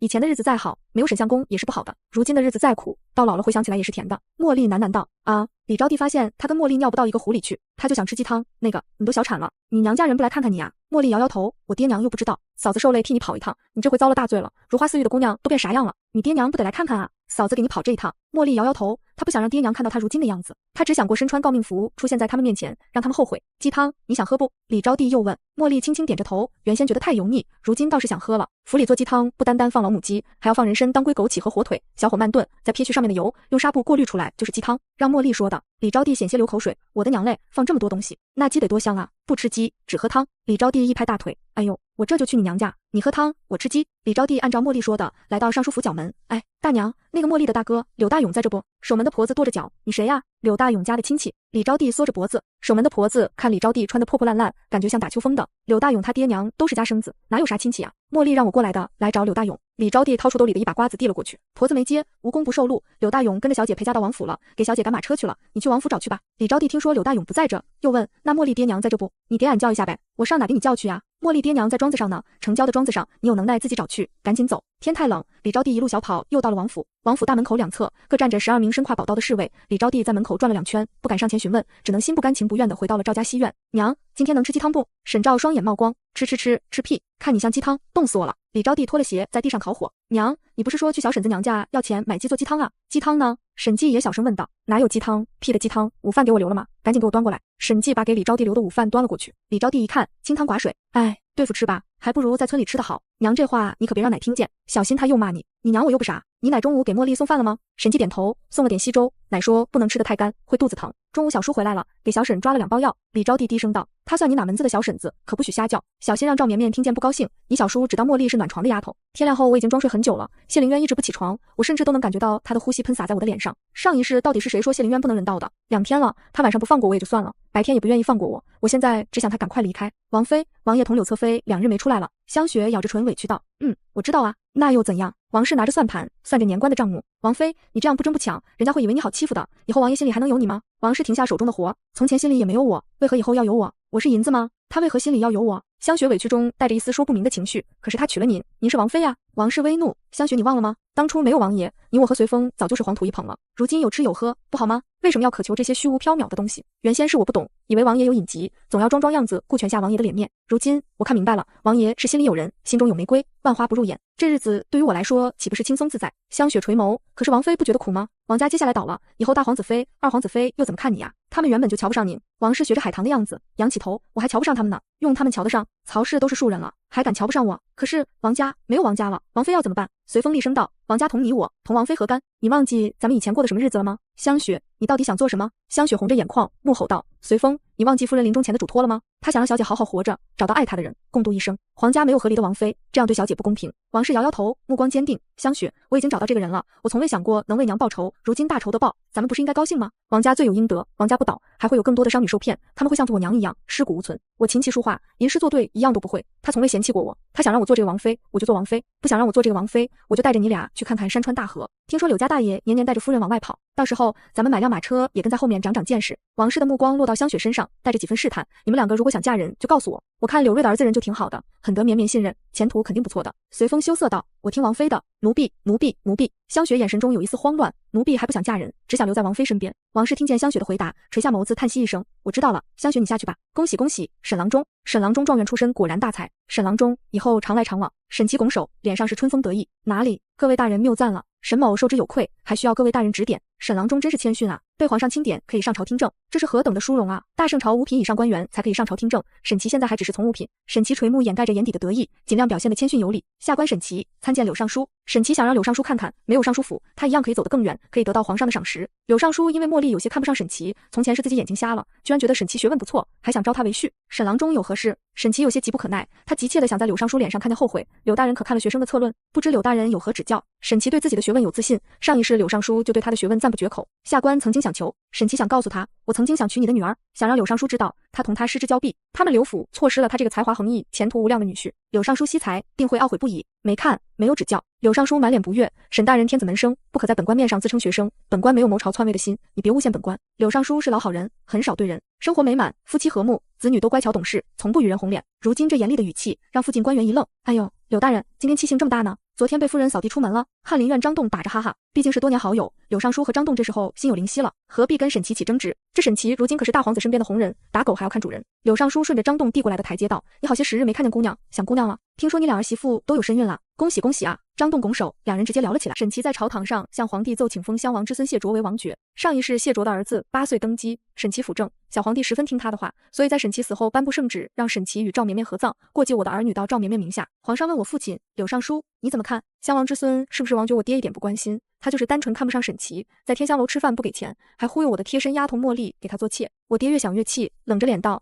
启禀皇上，微臣觉得不妥。沈琦黑了脸，柳尚书为何不妥？儿臣也觉得不妥。谢灵渊身穿4长蟒龙朝服，头戴金冠，大步而来，厉言出声：儿臣一告襄王在冀州地界强抢民女，供自己和官员享乐；二告襄王吸食贩卖前朝禁药50散，用50散控制大量官员，为其所用；三告冀州王家同襄王狼狈为奸，残害百姓。谢灵渊走到大殿中间，手持万民书跪倒在地，这是冀州百姓的万民书，请父皇过目，呈上来。皇帝声音不见丝毫惊讶。谢灵渊又道：父皇，儿臣在襄王所在的庄子里缴获大量的金银珠宝，足足有180多万两，还缴获了大量铁矿。康世子和秦大人可为证人。襄王之过，罄竹难书。天宫之中，每人买谷何止100具。襄王赐死，襄王之子嗣贬为庶人，男子发配，女子为官妓。沈琦百思不得其解，如何会这样？上一世襄王寿终正寝，子孙成群。沈琦面容扭曲，是谁也重生了？枯坐一夜的沈琦毫无头绪，难道是他上一世的政敌？没有政敌呀，一切都顺风顺水，水到渠成。沈琦实在想不出来，他曾经得罪过谁。清晨，北风横扫，茉莉裹紧了本就不厚的被子。相公，我好冷，好像得风寒了。沈琦面露深思，要说敌人还是有一个的，茉莉前世的丈夫。茉莉，柳望如今在哪里？可是做了柳绵绵的陪房，一定是柳望同我说了什么。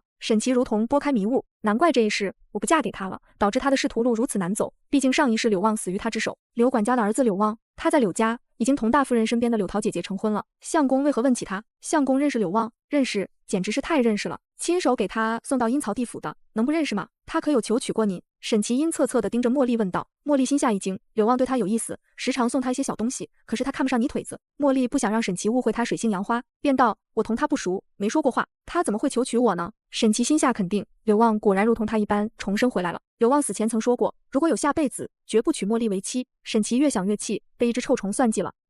茉莉，你害我！茉莉捂着脸，不可置信地看着沈琦。王府内，我正和谢灵渊、王氏以及海棠一起打马吊，却听内侍进来禀报道：王爷，工部郎中沈琦求见。求见我？谢灵渊扔出了手里的2万，求见柳侧妃。内侍接着道：“柳侧妃不见外男，让他赶紧滚。”又转身问道：“是吧，绵绵？”我摸了张牌说道：“转告沈琦，本侧妃同沈庄园不相熟，也无话可说。”风里夹杂着雪花，内侍穿着厚厚的冬衣，仍旧被冻得缩着脖子。沈大人请回吧，我们侧妃娘娘说了，同沈大人不相熟，也无话可说。沈琦满身风雪，心比身体还冷，此时态度恭敬。微臣的妾室茉莉感染重病，想念救主，有几句话想让微臣转告给侧妃娘娘，麻烦公公再通传一声。沈琦从袖子里拿出5两银子，请公公吃酒，奴才不会吃酒，多谢沈大人心意。宰相门前3品官，何况王府呢？这是谢灵渊的贴身内侍小包子，也不是谁的赏钱都能看得上。故而并没有伸手接，天太冷，懒得伸手，但还是看了他一眼，道：“请沈大人稍等片刻吧。侧妃娘娘，沈大人说他的妾室茉莉感染重病，有几句话想让沈大人带给您。”谢灵渊眸光深邃，一个被主的丫头，没打死已经是仁慈，再敢拿他说事，本王可没有那么好的耐心，让他滚！门口的沈琦顶着风雪，俊美的面孔冷若冰霜，本该略显落魄的身影，却多出几分清冷出尘之感。睫毛上落着晶莹剔透的双珠，更衬托的沈琦俊美非常。饶是见惯俊男美女的小包子，也忍不住感叹一声：沈大人长得真是人中龙凤啊！难怪王爷不让柳侧妃见沈大人。沈大人，侧妃娘娘说主仆情谊已尽，有些话就不必相告了。沈大人请回吧。沈琦拦住小包子：公公，沈某想见王爷。见王爷？王爷和侧妃在一起呢。小包子冷了脸：我们王爷不在府里，我们王妃、侧妃都不见外男，你赶紧走吧。拨开沈琦的手，小包子小跑到门口，对着守卫道：张侍卫，今个天冷，关大门，别让风雪进来。沈琦看着缓缓合上的朱红色大门，他曾经进这道门，甚至不需要通报。等等，康世子顶着风雪策马而来，请公公通报一声，微臣求见王爷。哎呦，康世子请进。王爷说康世子过来不用通报。大门缓缓打开，康世子下马，把马绳扔给小包子，脚步急切。康世子，你等等奴才啊！小包子大喊。朱红色大门缓缓关上，康世子脸苍白的吓人，不经过通报，直接进了我的明月居。刚进门，咚的一声，被门槛绊倒在地上，哼唧唧2声，彻底没了动静。谢灵渊冷着脸从榻上坐起来，又是谁？大雪天串门，闲得慌。见到后背被血染红的康世子，谢灵渊也没了脾气。小包子进宫请了太医来后，我才知道康世子这伤是上次在冀州时替谢灵渊挡的。为了药，康世子醒来见我第一眼便道：刘小姐，我死后请把我的尸骨埋在岳微身边。岳微肯定怨我了，从不肯入梦。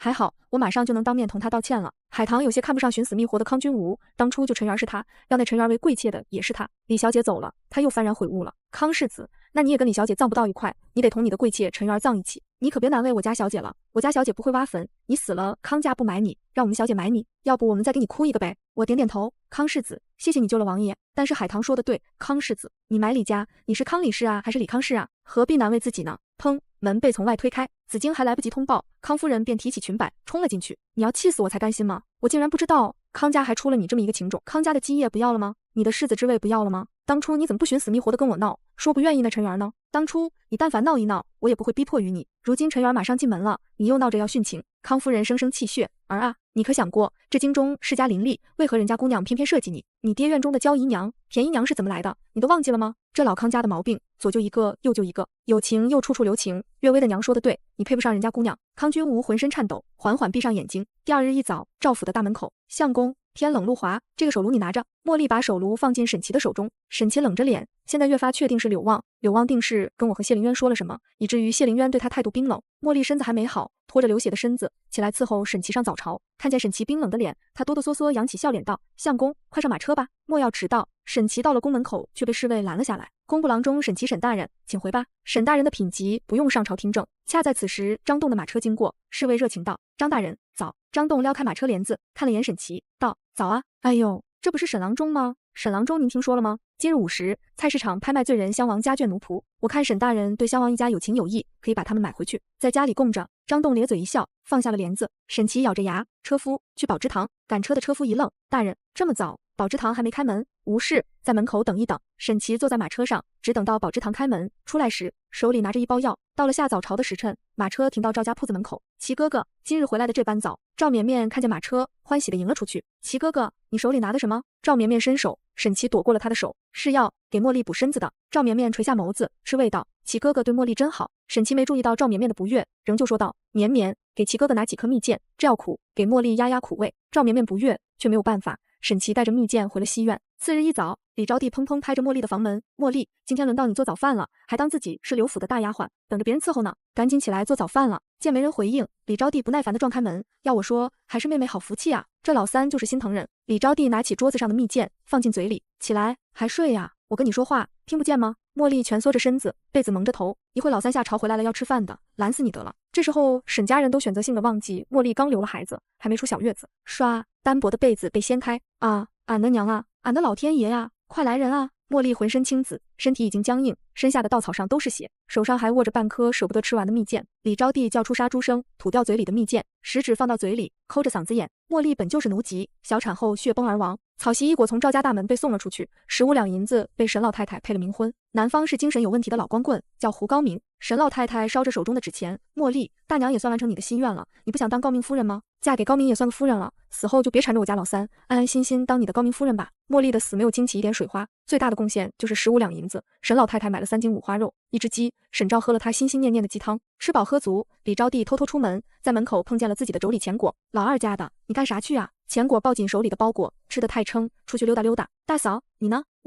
我也是。李招娣紧了紧手里的包，两个人多年妯娌，同在一个屋檐下住着，对方放个屁都知道啥味的。两人没再问，一同去了典当行。2个包裹里都是茉莉从刘府带出来的衣裳首饰，就一还值这么多钱。我的乖乖呀！李招娣攥着自己手里的银子，满脸不可置信。大嫂，这刘府真是富贵人家，一个丫鬟的衣裳就能卖这么多银子。你说要是老三娶了他家姑娘，那就是金山银山啊。李招娣幻想道，要是老三娶了柳家姑娘，我就让老三把天香楼要过来，天天吃天香楼，以后天香楼就是我家沈照的。钱果掐着腰，呸呸，想得美，天香楼是我家沈图的，谁是沈图？李招娣面露疑惑，你疯了，咱家也没人叫沈图啊，我肚子里沈图。钱果自豪地摸摸肚子，冷风一吹，回归现实。李招娣叹口气，哎，别白日做梦了，人家柳小姐都嫁给王爷了，天香楼不是咱们的。钱果也叹口气，大嫂，你说茉莉好好的咋就死了呢？李招娣悄声道，是被姓赵的毒死的，用蜜饯。蜜饯！钱果惊呼出声，完啦完啦，我的儿子啊！我昨天晚上跟茉莉要了一颗蜜饯。钱果慌慌张张跑到街尾的白家药铺，大夫，大夫！白大夫刚要关门，就冲进来2个妇人，口口声声说他们中毒了，要死了，号了号脉，一点事没有。这位妇人，你已经有3个月身孕了，胎儿很健康，你们都很健康，呈会30文，京城号脉真贵呀。2个人后知后觉地往家走，冬季的冷风一吹，钱果险些站不稳。大嫂，蜜饯没有毒，那茉莉怎么死的？我昨天夜里看见老三给茉莉熬药了。李招娣眼神一闪，老二，要不过完年你们就回村里吧，保命要紧，富贵险中求。沈琦已经是5品官了，钱果舍不得回村里。钱果站直身子，哎呦，大嫂，你想骗我们二房回村里？你们大房留京城里享清福，想得美！当初老三念书，我们二房也是出银子的，如今他能赚钱了，让我们回村里，你想独占好处？李招娣，你想都别想，有难我们当，有福你们享。李招娣讪讪道，享福？上哪里享福去？茉莉没了，以后这衣服还得咱俩洗，饭还得咱俩做。李招娣和钱果回到家，发现沈琦还没有回来。大人，你找小人有事？柳旺直勾勾看着眼前的人，茉莉死了。沈琦冷着脸打量着眼前这个臭虫，茉莉是谁？大小姐身边的丫鬟。柳旺想了半天才想起来，哦，沈大人是想让小人通知他爹娘。柳旺对茉莉早就没啥心思了，他现在媳妇怀着孩子，啥茉莉不茉莉的根本想不起来。沈琦冷言威胁道，我说茉莉已经死了，咱们的恩怨一笔勾销了，如果再乱说话，小心你的狗命。